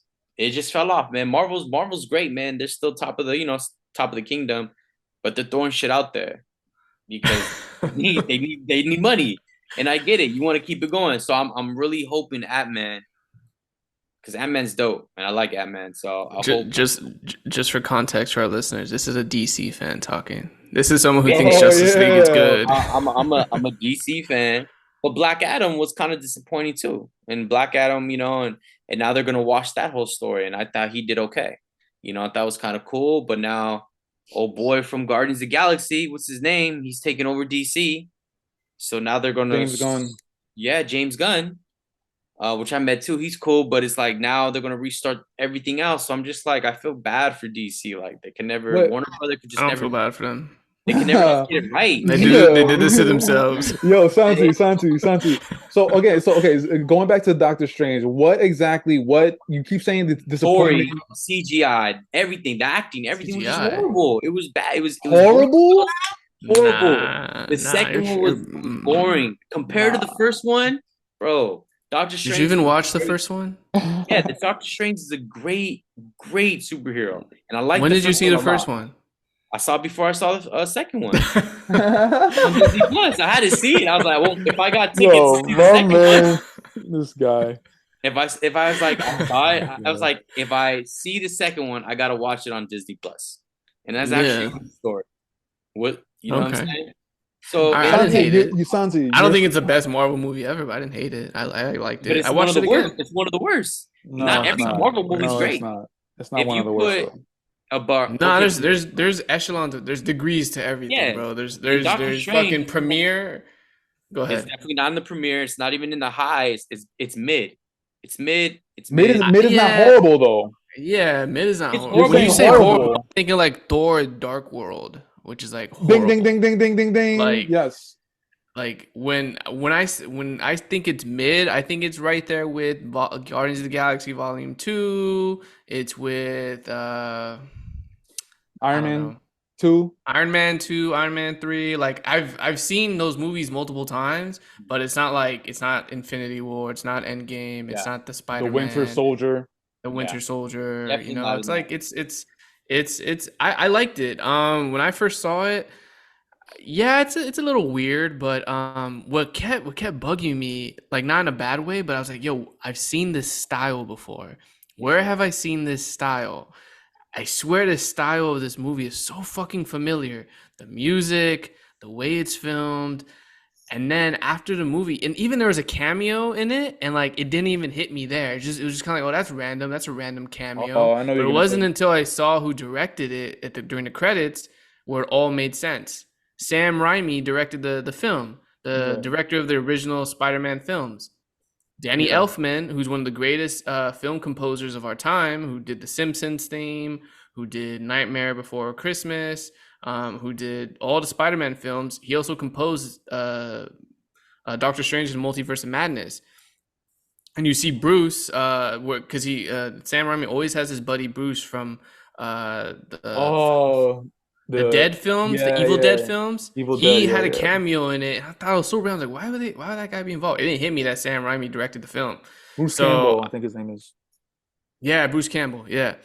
So I liked it. I saw it twice. I saw it again, and I enjoyed like I love the battle with like music notes at the end, where it's Doctor Strange fighting his like evil self, and they're battling with like music notes for like a music nerd like me. That was like sick. So I liked it. I didn't hate it as much as you Oh, did, she was but cool though. She did okay, Miss Gomez. yeah, She and was that cool. character She was, looked good. Marvel's throwing us a bone with, a few Latin characters now. Marvel, But Marvel, I know. with that movie specifically, Santi, Doctor Strange, Multiverse of Madness, Marvel dropped the ball because they spoiled the surprise in the fucking trailer with Professor X. Yeah, that What oh the was fuck were yeah, they doing? Like the that marketing was bad with that. Yeah, marketing. Okay, I understand that they wanted to John uh Krasinski. John yeah. Krasinski. Yeah, I understand that Marvel they wanted to hold that out as far as like the big surprise, but it would have been better if they saved Professor X and fucking Richard Reed, yeah. whatever, Mr. You think they're gonna do Fantastic. it again? Like, I don't understand what Marvel was thinking. Like, usually they're really good with that, and this time they completely dropped the ball. And again, I don't think it was horrible. I don't think it was a bad movie. So I'm really surprised that you're saying it's one of your disappointments of 2022. But I was a little let down with it, but not to the point where I'm saying it's like the one of the worst movies of 2022. But yeah, man, that's that. I think that had a really big impact. Like Marvel, their marketing was just fucked up with this movie, and it's sad because this movie could have had a moment. And And that's not the first time that's happened. I don't know if you guys remember, but when the Incredible Hulk with Edward Norton was coming out, in the commercials they were showing, how at the end of the Incredible Hulk, oh, you see Tony Stark oh and he meets up god, with the general. They yeah, showed that in the trailers for the Incredible Hulk, and I remember when Incredible Hulk was coming out, what? Like they have Iron Man in it? Like that's when it started to connect that they were going to build this universe. So that's actually like the wow. second time that's happened to Marvel. I don't know why they didn't learn from that. But I mean, who has high expectations for the Doctor Strange movies? Like the first one was really good. I wasn't expecting the I liked second it. one. The Multiverse of Madness is supposed to be like this great film. I don't have huge expectations for Ant-Man. Like I think it's Yo, gonna be a Ant good Man's gonna be movie. fucking crazy, bro. It I, looks good, but like if it's mm. not that good, am I gonna be pissed? Like it's Ant-Man. Sticking with Marvel, so I guess yeah, we're sticking with Marvel. Yo, Ant Man, I think Ant Man's gonna have really, really important ramifications. I think they're gonna kill him off. Damn, you think so? I think they're gonna kill him off. Fuck. And who takes over, the daughter? Yeah, the daughter, but Or because they maybe need he they need maybe he to. just stays in the quantum realm. I don't know. I think they're really gonna kill him off because they need to really, really start building up Jonathan Majors' character, fucking Kang. They want him to be Mm. badder than Thanos, and Thanos didn't. Yeah, he killed people, but they came back. Obviously, this guy he's gonna kill Ant Man, and Ant Man is done. Like that's significant. Maybe they kill Hank Pym. Michael Douglas? Yeah, kill him. He's old. Nobody would care. I mean, I would care. I like Michael Douglas, but like I wouldn't care as much as Paul Rudd. Exactly. So that's my Nah, I feel theory. you. That's my All right, theory. But maybe. I already got my tickets because the showing's already selling out. hey, oh It's fuck, I gotta going talk to my Friday brother. night. Fuck. Yeah, well, at least in LA, they're already all the IMAX sold out, and I bought my tickets this week. They're all gone. So I can't Uh, even see it in IMAX the first weekend. I'll see it uh, Tuesday in XD, Cinemark, same thing as IMAX. But no, Shut up, bro. hey, Nobody cares about your opinion. the the Thor, man. I No, like Thor was a Thor. bit of a disappointment. Thor. Big Actually, facts. I enjoyed Thor because I like how they You introduced. enjoyed Thor? This I guy liked is the so last. weird, yo. No, It wasn't the terrible. last. It Oh, hold wasn't up. terrible. It wasn't terrible. But it was No, it like wasn't terrible. It was terrible. You thought it was terrible? if there's 5 degrees of Marvel films, 5 being the best, 1 being the worst, that Thor movie was like on level 2. Literally, yes. But it wasn't the worst Thor movie. I don't agree. I don't think it was the worst Thor movie for No, sure. Dark World was No, worse. Dark World is the worst Thor movie. Yeah. I Yeah. agree. But this Thor was funny. I like the daughter aspect, cheesy. I like how The yelling goats. They put my boy from Ted Lasso. So I enjoyed that. I actually enjoyed that a little more than Black Panther, but Black Panther, Wow. man, I have mixed reviews. Yo, what is this guy saying? You What like is he saying right now? Black Panther was What not are that you- good. It was you not. like Russell Crowe as Zeus, huh? You like Russell No, that Crowe was to being me. that? That was funny. That was so funny. I And when was he flicked and all his clothes fell off and everyone's looking Steph, at Thor's talk to dick. your He's like, brother, you bro. flicked too hard. Steph, bro. talk to your That brother, was bro. so funny. Hey Thor, hey Black Panther was good, but it wasn't that great. You guys got to admit, and I know you guys are Marvel fans. That movie was emotional, Wasn't bro. Come on. That was an that emotional film. Good. No, but stop. It It wasn't. was a time that for our good. people to shine, man. It was our time, No, bro. but whereas the bad guys, corny ass bad guys that have wings That's on all their we feet. can get, bro. Stop. You gotta take what we can that's get. bad though. That's a bad take. That's That's embarrassing. not bad, but it's what we We get, look- bro. They made Yeah, us but look- they're not bad guys. Like they bad just were guys. misunderstood. No, bro, they're just misunderstood. They just didn't want to be taken advantage of again. Any group of people who's been taken advantage their entire existence can resonate with that. And as minorities, we can we can resonate with colonizers raping and killing our people and taking us and taking our That's food true, and because you our know what? style. That's true, but you know who did it better though this year than Black Panther Marvel was Avatar. They did it better, and they're back again on top. James Cameron proved to everyone in the world I could haven't be seen gone a Avatar. decade, but I'm gonna come back, and I'm now the most grossing film of all time because I'm over what they projected, and now they got another 3 coming out. So that's another film that I wanted to put on my top list, but Avatar blew my mind, and James Cameron, he didn't get the nominee for Best Director, of course, but he wasn't going to win anyway. Steven Spielberg's going to win anyway. So That's Avatar, your pick for Best Director in the Oscars? You got Steven Spielberg? I got Steven Spielberg with The Fablemans, for sure. But so what you just said, Stefan, I agree with you 100%, but they didn't do that with Black Panther. They didn't. How is Avatar about our people? It's blue people. Yeah, but people could relate that because there could be from any. But it's not us, bro. It's not know, but us. it does- Wakanda Forever, that's us. That's us. That's native people. It's a story about native people who got their powers by going into the water and having to live underneath the water because of the power of the white man killing and taking their resources and all that. That's a story you can it's fantasy. Of course Yeah, it's fantasy. super fantasy. Like it doesn't exist, but it's nice to think of that there is that there is a community of people out there that survived all that death and despair.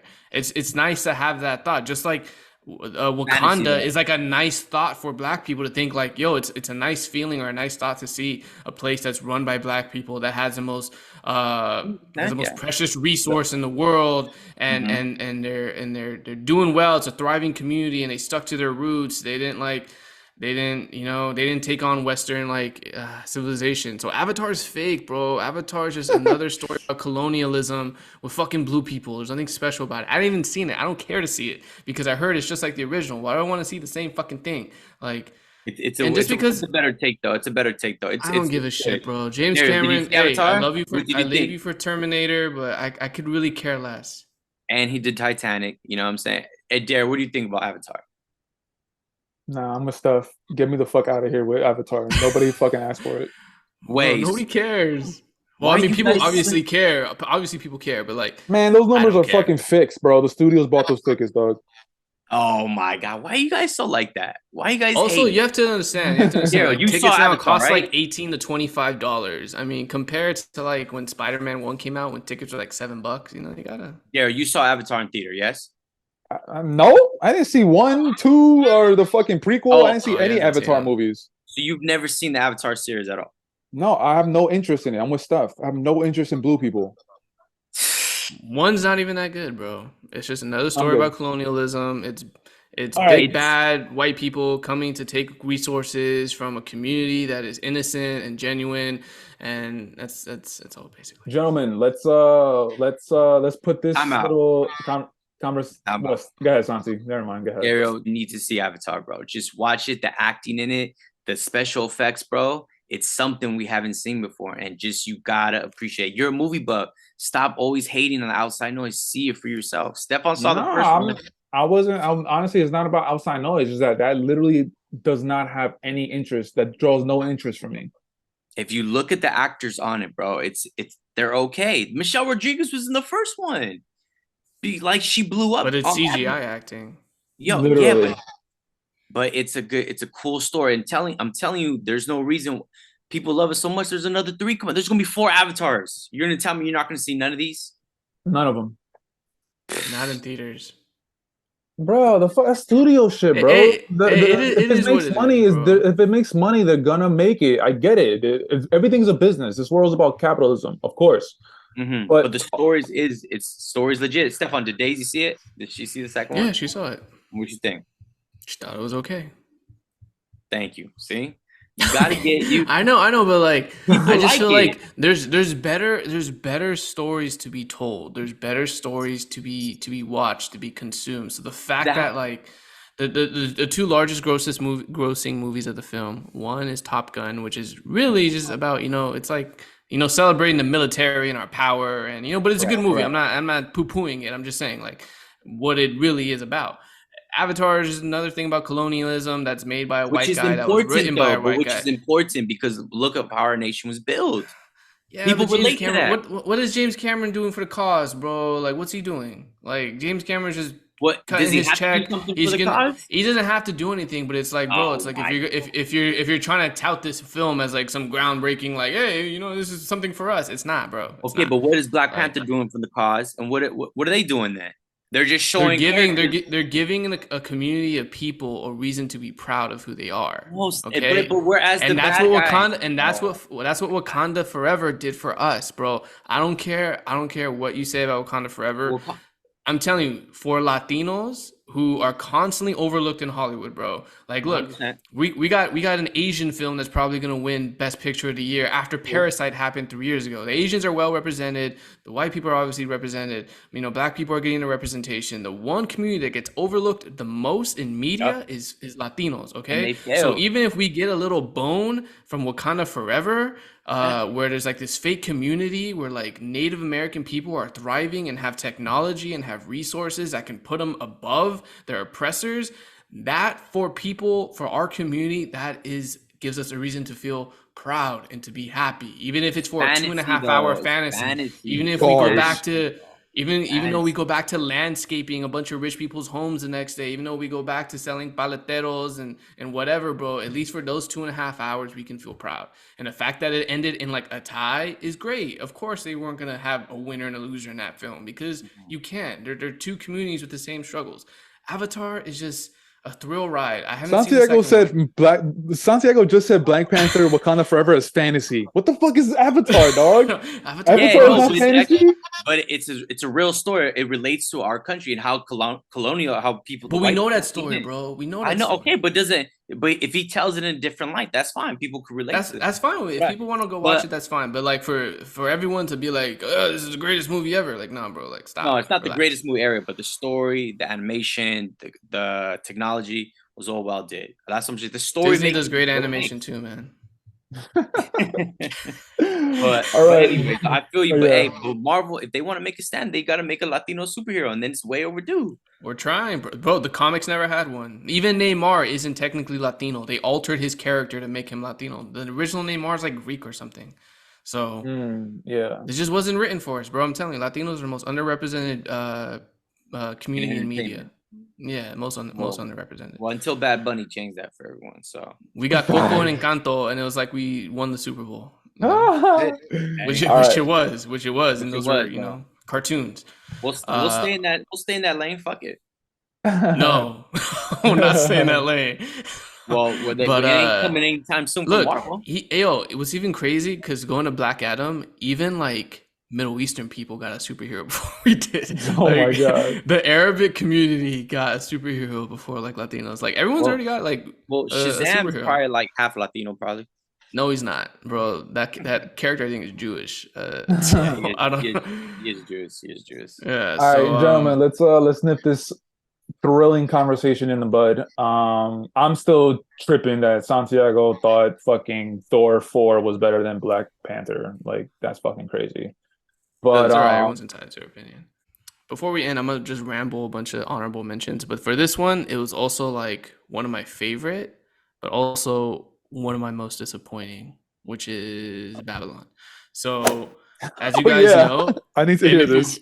if you've listened to this podcast, you know I'm a big La La Land fan.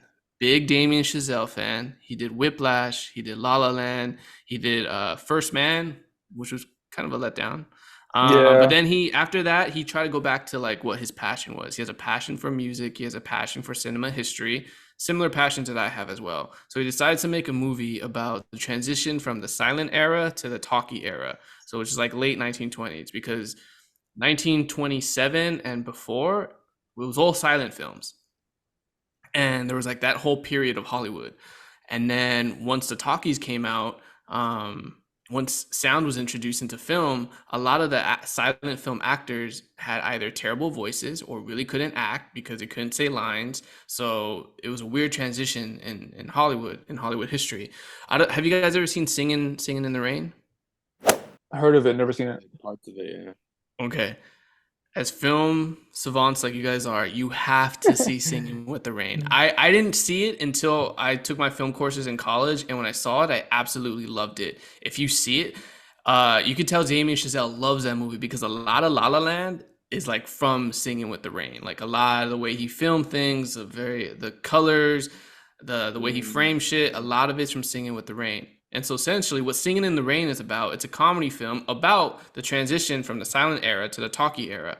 And basically that's what Babylon is. He basically, like, Babylon is kind of like a weird, it's not Singing in the Rain exactly, but it's like about the same story. And I think at times it was a bit outrageous. Also the main character is a Mexican actor. Some more representation for us. Justin Hurwitz, who does the compositions, he did La La Land, he did Whiplash, does a great job in Babylon. He's nominated. He should win for best musical score of the year. I definitely love the music in it. The story was okay. It just drags a bit. It's 3 hours long. The Sheesh. ending, I absolutely love. Anyone who's like a film historian or anything, the ending is amazing. And I'm actually very fascinated with this period of Hollywood. And so I thought it was really good. I loved it. I enjoyed it. It was just not as good as La La Land and Whiplash. Like it's a great movie. Everyone should see it. It just didn't meet those expectations, which are high expectations. There's a scene in the film, since you guys have you guys seen it? Mm-hmm. Babylon? Yeah. Nah. Yeah, it's only in theaters right now. It's not streaming. So the main actor, like I said, is Mexican American. I don't know his name. He's like a Mexican actor. Diego something. I don't know his last name. Yeah, Diego something. So in the film, he works his way up as like you're kind of your go-to guy. If you need something done, he'll get it done for you. And he works his way up through the Hollywood ranks to become a producer. And so, but the entire film, he's infatuated with Margot Robbie's character. And Margot Robbie is like kind of into him, but not really, because it's like in Hollywood where it's a very transactional town. And like, what can you do for me? Since when they first meet, he can't really do anything for her. And so she doesn't really appreciate him, sees him as a friend. But the entire film, he's like infatuated with her. And I feel like for me, that's like, he's like such a simp. I don't want to see like, as a Latino, I don't want to see such a weak character, who's just simping over this girl that doesn't really care for him. And then there's one point where he's begging for his life because someone's about to like shoot him and kill him. And like, I don't know why Damien Chazelle wrote this in, but he's like saying, he's like, "Oh, please don't kill me. I'm just a nobody Mexican. I'm not worth anything. I'm just a sorry Mexican. Like, please don't kill me. Don't kill me." Oh, and fuck. he pisses himself.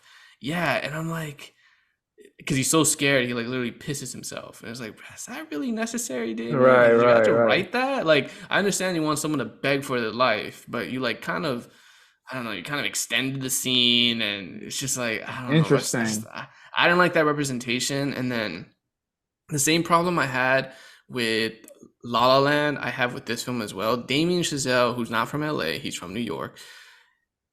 He only shows the West Side. Like, bro, LA is way more just the West Side. Actually, they go to Simi Valley at some point. They go to the Valley because that's where a lot of films back in those days were Yeah. shot because of how it looked like, the Old West or whatever. So they go to Simi Valley at some point, but it's always about the West Side. And I just wish some of these filmmakers who make these love letters to LA, bro, just go get tacos in East LA real quick, or just like go Uh, somewhere that's not the West Side. Like, there's other Well, places. I think La La Land did okay with that though, bro. They went around. They Not. did a lot on the West Side. They hadn't. Well, they were on the west side the entire time. At one point, they're at Angel's Flight in downtown during the summer montage, which is, that's cool. But like I said, like I think during that montage of them hanging out in LA that one summer, I think a quick shot of them eating at a taco stand would have been very LA. Something everyone in LA should be doing. Like if you don't go to a taco stand at some point while you're in LA, you're bugging. Um, but yeah, Babylon just had its flaws. It didn't live up to like the La La Land and Whiplash expectation, because when I saw the cast and when I saw what the movie was going to be about, I was gonna be like, damn, this movie's probably gonna be fucking amazing. And it wasn't. But the last 5 minutes are really, really good when he wraps it all together. And he kind of does like a little ode to like film history. For me, that was like the best part. I can't wait to see it again. Once it's on a streaming service, I'll go watch it again. Paramount Plus, Yeah, right? It's dropping. I don't know. I don't know. Yeah, Probably. I yeah. think Paramount released it. Yeah, Okay, so it would so probably be on you're Paramount talking Plus. about But Diego Calva. That's yeah, Yeah. okay. he's the main actor. Yeah. Question, Steph. So if I ask you, why do you think it's just not connecting with audiences? I think of how outrageous it is. It's really, really you could tell Damien Chazelle saw The Wolf of Wall Street and like, I want to make something like that, but Hollywood. like during this period of Hollywood. They're doing like Um, Coke with Margot Robbie, right, and stuff like that. There's oh, this. bro, they're doing. Yeah, the whole opening scene is like just a huge Party, fucking right? 1920s Hollywood mansion party with like people fucking everywhere, naked, doing Nice. drugs. It's you could tell, and it's all like one shot too, kind of like how Wolf of Wall Street was. You can tell Yeah. Damien Chazelle like it's like I want to do something like that, and it just didn't land. Also Mm. like at the beginning, there's a scene where they're trying to get an elephant up a hill, and the elephant takes a huge shit on one of the guys. And it's just like a little like it's kind of funny, but not really. It's Mm. just it's I think it's just a bit too outrageous for people Mm. and Okay. ridiculous, and I just think that's why it's not really hitting, which I can see that. I think there's other elements of the film that I think are better. It's focused on three different stories. It's like three or four different stories. Because one story surrounds like a black jazz trumpet player and his working him working his way up through Hollywood. It follows Brad Pitt's character, who was a huge silent film era actor, but then once they transitioned to the talkies, he kind of fell off. Margot Robbie. Yeah, so they're all like four different character archetypes that they're trying to follow throughout the film, and What it's transition? just kind of a lot. It's kind of a lot. What years was that based in? 1920, you said? I think it begins in like 1927, because the first talkie movie ever that came out was called The Jazz Singer, and I think that came out like 1928, 1927. And so Mm. it's right around there, right before like sound is introduced into film. This was like in the Um, roaring 20s, so everyone's partying and yeah, stuff. it's like late 20s to mid 30s. That's around the time it takes place. So Wow, Mm. yeah, I gotta it's see good. it. All right. Yeah, you guys should watch it. Yeah, man. So Whiplash and La La Land, man. Yo, those are two of the best movies that's come out in the last 6 years. I did the math, so don't worry. But yeah, 6 years, and I feel like Damien Chazelle, he's gonna have not pressure, but everybody's just gonna compare it to those two projects. So it's difficult. Well, this is a big loss for him because he had a ton of studio funding for this film, Mm, and it's a box office flop. So mm, I don't know what his next damn. project is. I don't know who's gonna fund it. But with the Moon or whatever, the First Man, and this one just not being that good, Yeah. I don't know who else takes a huge, because this movie, I don't know what the budget was, but it was a huge budget, and you can see it in the movie. It's a huge budget, and for it not to even crack like 10 mil in the first couple weeks, that's bad. Wow. So Seriously? Not even 10 so mil? I'm sure it's made at least 20, maybe 25 by now, but like What with the over fuck? a That's an hundred NBA million dollar contract. budget. What the fuck? Yeah, I don't know, bro. That's I don't bad. know. So You know what he I needs don't to know what's do, gonna right? happen to Damien, bro. Yeah, because Yeah. it was just it flopped critically, and You know what he needs to do, right? So he made Whiplash and he made La La Land. So uh-huh. he needs to make a movie with Miles Teller and Ryan Gosling in it, and it's a wrap, baby. Let's go, son. Take my money, Hey, bro. maybe Ryan Gosling starts a jazz band, and he needs a jazz drummer. Create his own universe. In a There place you called go. Sebastion's. Sebs. Yeah. Yo, There you so go, man. Babylon, you guys want to hear the numbers so far of today? This Yeah, is hit Yeah. us. comparison. So Babylon, I'm looking at the budget first because I want to compare it to their budget. So give me one second. So okay, so domestic, 15 mil so far. And then Wow. international, oh my God, international's made more. It made a 26 mil Hmm, international. So people want to see it that don't even live here. interesting. Do you know how much the budget was? It's 78 million. So they're underwater. Oh, okay. All right. Well, yeah, Ish. they're deep underwater, and Yeah. there was like a bidding war for this script when it was being written, because this was like during the pandemic. I remember reading about it, like 2020, that there was a huge bidding war between Paramount and Universal, and everyone was trying to buy Damien Chazelle's next great script because he was going back to LA. He wasn't trying to do some like biopic about like an astronaut. Uh, so a lot of people had big expectations for this film, and for it to fall on its face, it's just not a good look for my boy Damien. So we'll Our see. I'm boy. sure. Yeah, I'm sure. I'm sure we'll see what happens, man. I don't know. I don't. Just leave the history out of it, bro. Just do something that's contemporary. Mm, Quick Yeah, question. because Did he do Amsterdam too? no, he didn't nah. do Nah, Amsterdam. I didn't do so. That was It could another flop too. Great cast, and I haven't seen it yet. I want to, because the cast is like Common John David denominator. Washington, Common Margot Margot Robbie, denominator. Robbie, Christian Bale, And Taylor people Swift, hated this movie. and People hated Anna it. I don't know Taylor why. Joy, and Co- Rami Malik. Common denominator stuff. Margot Robbie. Curse. Yeah. I don't know. All right, guys, we're talking very negative. Let's get more positive. So, my last movie for 2022 that I really, really enjoyed, we kind of already touched on it, but I'm gonna go with the guy who doesn't age, fucking Tom Cruise, Top Gun Maverick. Um, so this, honestly, this is my number one movie of 2022, and strictly speaking, on experience. This movie, the only other movie in recent years that I can say that made me feel like everything was normal was Spider-Man No Way Home. Put that movie to the side. This is the only other movie that made me feel that way. Going to a movie in the summertime, popcorn, and it's just action, and it's actually a good story. Yo, this is a quality sequel to a pop culture movie of the 80s that has like this cult following. It feels like it could actually take place in real life. The actors that they got, Tom Cruise, even though he's kind of crazy with Scientology, he's a really respected actor. You got my boy Miles Teller stepping up his game, being Tom Cruise Jr. You got Jennifer Connelly being the girlfriend, who's a respectable actress. Um, and yeah, man, I just really liked it. And the number one thing that really sold me is just the experience. I saw it twice, and the second time, my brother and I we went to like some special theater where like you sit in the seats and the seats it moves just like Oh, damn. when they're like in the planes flying and doing like all these training modules and all that stuff.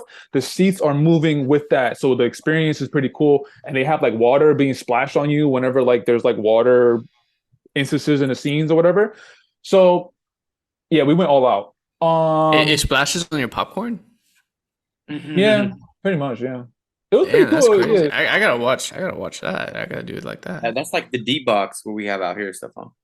probably. Yeah, I forgot. I asked my brother what it was called, but yeah, I saw it twice, man. And again, like I said, like it's an actual respectable sequel. It's not just a money grab. Like it's a respectable sequel with a good screenplay, good acting, and Tom Cruise. You know, he's fucking a mummy. He doesn't age. But I mean, mummy might be the actual opposite, but whatever. All right, so Vampire.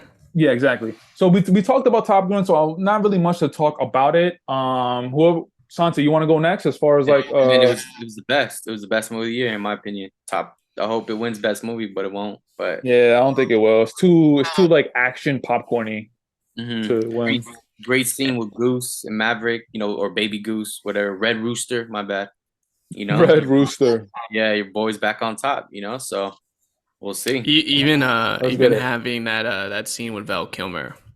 Oh man, Oh, I yeah, forgot. good Just call.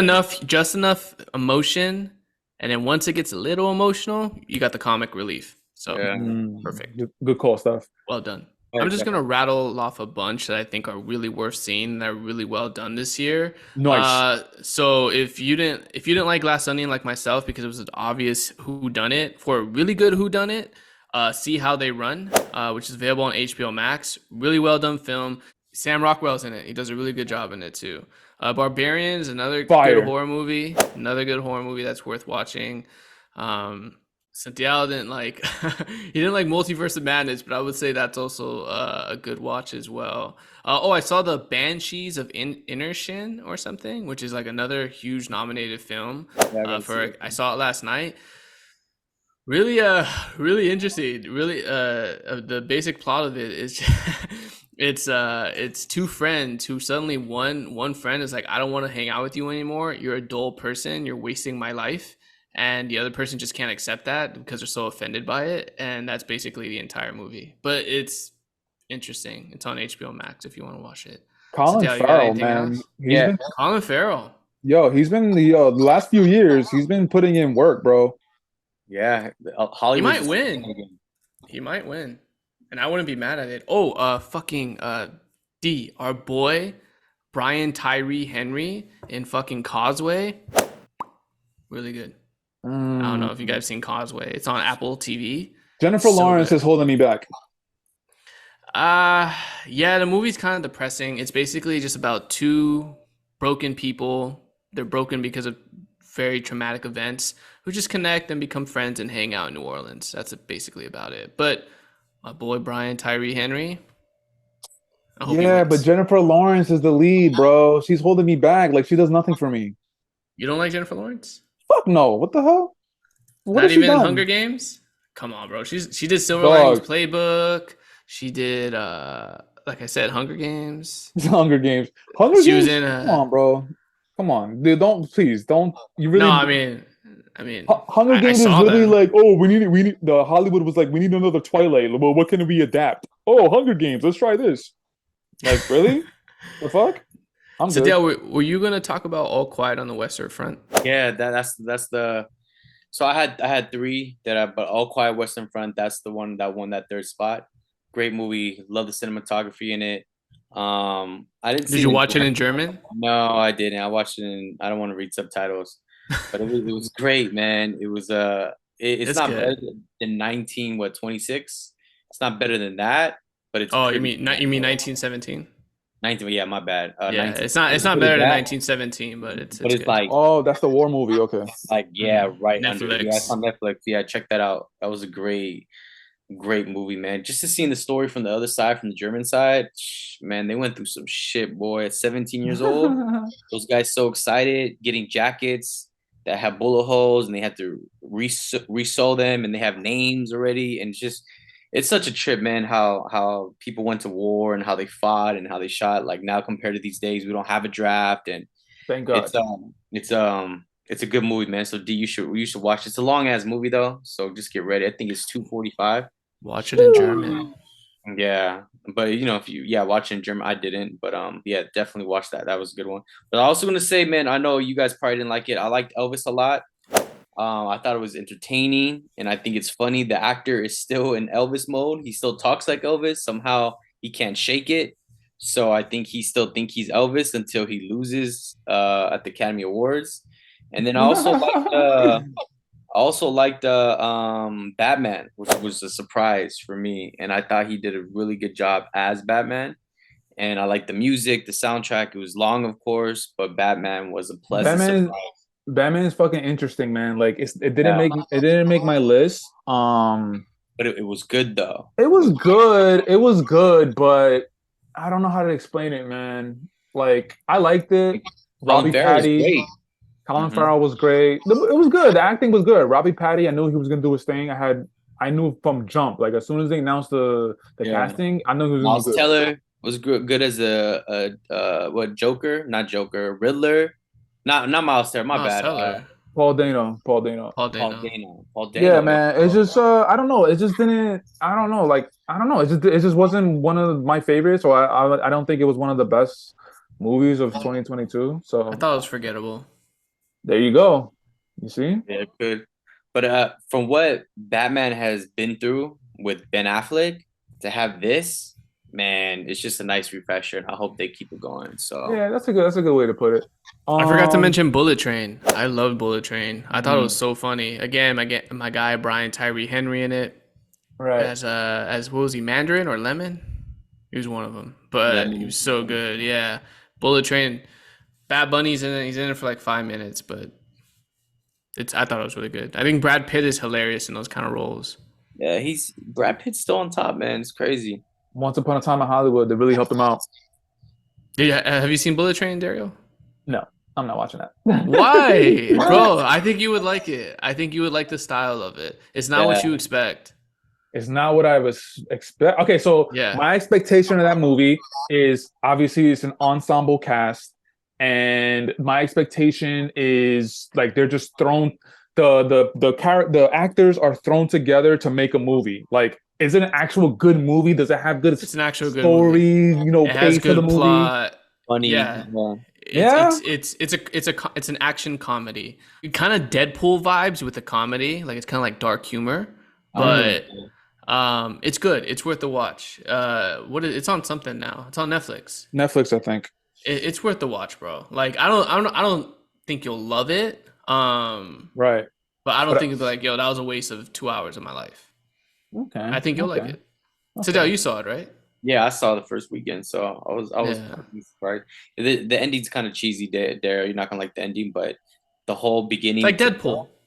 No, it's Deadpool has a cheesy ending. It's like that. yeah. Gentlemen, if you guys have do you guys have any other movies you want to talk about? Because there's one movie I have left remaining that's actually a disappointment of 2022. So Santi or Steph, I'm good. Yeah, I'm good. I bet. So let me get into my last movie, my last disappointment of 2022. Santi, you're not gonna like it, and I'm sorry, but I gotta shit on DC. Black Adam. Black Adam. Okay, so first and foremost, The Rock has been promoting this as the hierarchy of the DC universe is about to change. Yeah, it's about to go into the fucking garbage. Bro, this movie was trash, bro. It wasn't that bad though. It was bad, but it wasn't like the worst DC. Santi, you think fucking Thor 4 is better than Black Panther? I can't talk to you, dog. No, I didn't say that. I said Thor was better than that Thor wasn't the worst Thor. Black Panther Steph. is better than Thor because you can't take Thor seriously. Steph, Black he said Panther- Thor was better than Black Panther.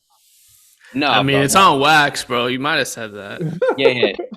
But maybe you got confused. But Black Panther was good. It's just my expectation of Black Panther 2 with Chadwick Boseman. They did him dirty. They didn't show any scenes of him. They just gut the movie and just added his sister. And there's a lot of talking and dead noise in the movie. And that was cool. And it was too long. Like, stop. I fell asleep. That's how bad it was. Like, bro, Jeez, Black bro. Panther was too much dialogue. But Black Adam, yeah, it was kind of a letdown, bro. I saw it in Denver. I expected more of it. How is it a letdown when you guys know this from DC? Like DC has only surprised us like maybe twice with a good movie. You know why? You know We why? all know this. Nah, Wait. you know why, Steph? Because He wasn't a bad actor in it, though. I don't think he was a bad actor. You But you this- just hate the storyline. no. First of all, your statement saying that he wasn't a bad actor. The Rock is like he's not a great actor. He's mid. He's whatever. Yeah, yeah, but he's not a bad actor though. He's not a bad actor, but he's mid. So like he's not gonna reach any other level than mid. And But the that's where reason he's at though. Yeah, yeah. I get it, but the reason why I was let down is because I just didn't. It just felt again. You're right, Steph. DC and I don't know Warner Brothers. I don't know what studio, but like it just felt very like CG. They depended on stuff that they shouldn't depend on.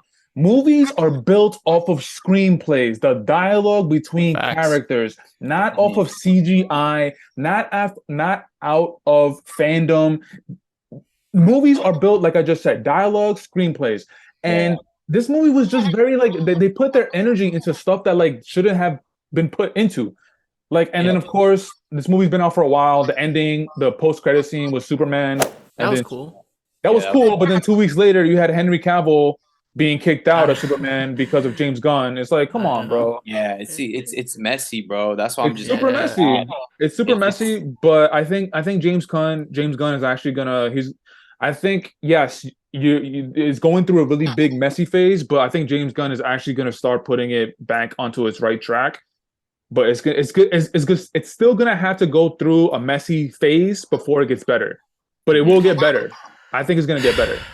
I think Disney should just buy Warner Brothers and then they can just fix it. Never. They can't afford it.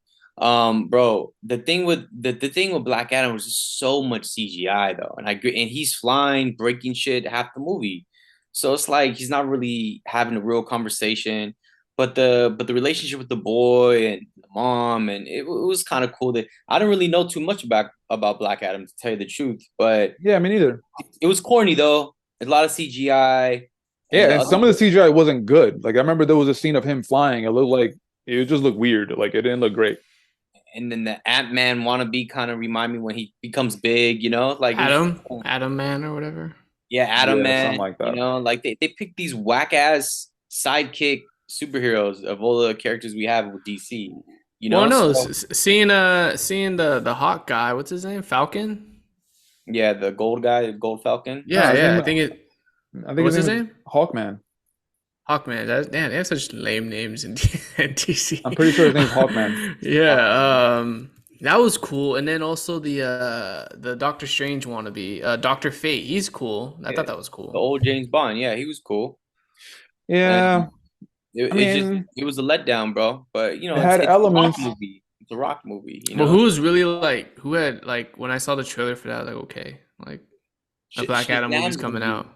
I Shazam's- expected it to be better than this. I expected it to be better than what it was. But Hey, at least they had a completely unrelated to the universe Batman movie that people liked. facts. You mean the new Batman? Yeah, the Robert Pattinson, completely unrelated to the universe, and there's like a cult following behind that film. People who just adore that movie. And please Um, keep it that way. Keep Batman out of the DC universe, bro. Don't fuck that up, James Gunn. So Santi, talk to your boy. All right. So now that we've reached the end of 2022 movies, what I want to do real quick, I want to talk about maybe a movie or two movies that you guys are looking forward to in 2023. I'll start it off. The movie that I'm actually looking forward to is actually right on the topic that we're just talking about. I'm looking forward to The Flash. So the Flash has had a lot of controversy around it because of Ezra Miller and obviously DC Studios. But man, this movie has been going through this. It's been going through the circuit for a while, and we have a good sense of what the movie is going to be about. It's supposed to reset the DC universe. Flash is supposed to jump in between different universes. That's where Michael Keaton Batman is going to come back in. You're supposed to have other cameos from Aquaman, Superman. I mean, I'm not sure exactly what's going to happen with that now, but I still want to see it. And especially, I still want to see Michael Keaton. That's going to be a moment.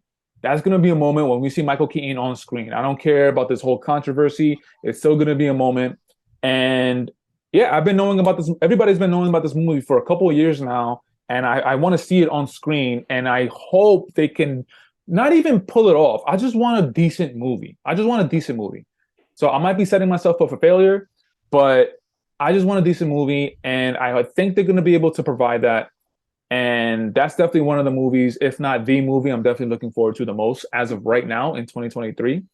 Yeah, I'm anticipating a new Scream movie. I liked the last Scream movie that came out in early 2022. I actually enjoyed it, so I'm interested to see what they do with the new one. It looks like it's a Friday 13th 9 where Jason takes Manhattan. Scream is Right. now in Yeah. Manhattan.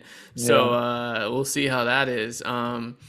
Also, I'm interested in the Marvel movies, of course. You got Ant-Man, you got the new Spider-Verse movie with the animated version. Yeah. Across the Spider-Verse. Across the Spider-Verse, that's supposed to be good. And then probably the most anticipated movie I have is probably Oppenheimer. I'm a Yep. big fan of Christopher Nolan. I know a lot of people didn't like Tenet. I like Tenet. I like how confusing it was. So I'm really interested. I'm really interested to see what he does Steph, how many times have you with seen Tenet? like 3 times. My brother's seen it 6 times and he still doesn't understand it. There are parts where it's you still don't get it, but I like the idea of it. I like the ending. I thought the acting was great. I like those It, kind of movies where it you it kind of came like. out. It just had bad luck with the pandemic, man. It would have had a better moment if the pandemic didn't happen. I went to San Diego to go see it. Nah, I'm Holy just kidding. shit! Oh. I was in San Diego already, and they happened to have theaters open, so I went to go see it. Nice. Um, but no, so I like Christopher Nolan. He always does a good job. So let's see what he does with Oppenheimer. Outside of that, I don't know what else is coming out. I think a new Fast is coming out. Are they finally Yeah. ending it? Yeah, that's it, I think. This is it. All right, so that'll be an interesting ending. And then, Wonka. a remake of The Exorcist is coming out. That should be interesting. Because even the first one freaks me out, man. That one was made in 1972. It still freaks me out. Yeah, that movie is insane. So that's actually going to be a sequel to the original, the one that's coming out this Oh, is year. it? It's not a remake? Nah, it's the sequel to the original. Mm, They're Wow. doing the okay. same thing with Halloween. David Gordon Green, the same director, is taking on the Exorcist Mm. job. So, Oh, well, hopefully it doesn't disappoint you, oh, D. yeah, I don't want to get into it, but there's actually one movie that people were talking about a few months ago. It's called Killers of the Flower Moon. It's actually Leonardo DiCaprio and Martin Scorsese. They're teaming up again, and it's Oh, it's supposed gonna come to, out on Apple TV, right? yeah, Apple TV. It's not until December, so it's definitely a while. But there was like a controversy because originally it was reported that Leo was going to be the lead, but I remember they changed the lead. Leonardo DiCaprio is actually going to be a supporting actor, and the main lead is going to be Jesse Plemons. Jesse Plemons is the fucking Todd from Breaking Bad in like the last season, but Jesse Plemons is taking over the fucking lead role, and yeah, it's Leonardo DiCaprio. He's definitely in the movie, and it's Scorsese, so it's definitely something to watch out for. I know this guy. Yeah, he did. He was in The Power of the Dog last year. He was in There you Judas and the Black go. Yeah, Messiah. Yeah, yeah. yeah. He's been coming up. Okay, well that's cool. The Master. That's fucking another amazing movie. I love that movie. He's in that movie. Oh, really quick, Dario. Did you see Don't Worry, Darling? No, because no, Because of Shia? yeah. But what happened? What happened? No, I was just curious what you thought. It was okay. It was all right. No, I didn't hate it. Shia should have been in that movie, bro. Yeah, I think Shia would have been a lot better. Harry Styles is not an actor. Just stick to the singing. Stick Wait, to the say that singing. one more time, Steph. What did you just say? Harry Styles is not an actor. No, before that. Shia should have been in it. Yeah, he should Oh, have I been didn't in it. notice Yeah. the shirt. It's dope. I just seen it. Brad Pitt, quote, one of the best actors of his generation, end quote, on the promotion of Fury, baby. What's good? All right. Anyway. Well, Don't Um, Worry, Darling is not terrible though. The movie I'm expecting to see this year, which I'm really excited, is John Wick 4. I think they're done. That's it. Hopefully this is a good one because every John Wick I think every John Wick has just gotten good. Like it's just a different level each time. So I'm excited to see John Wick 4. So I don't know if you guys are big fans of John Wick. I like Keanu Reeves. I've only seen the Actor. first.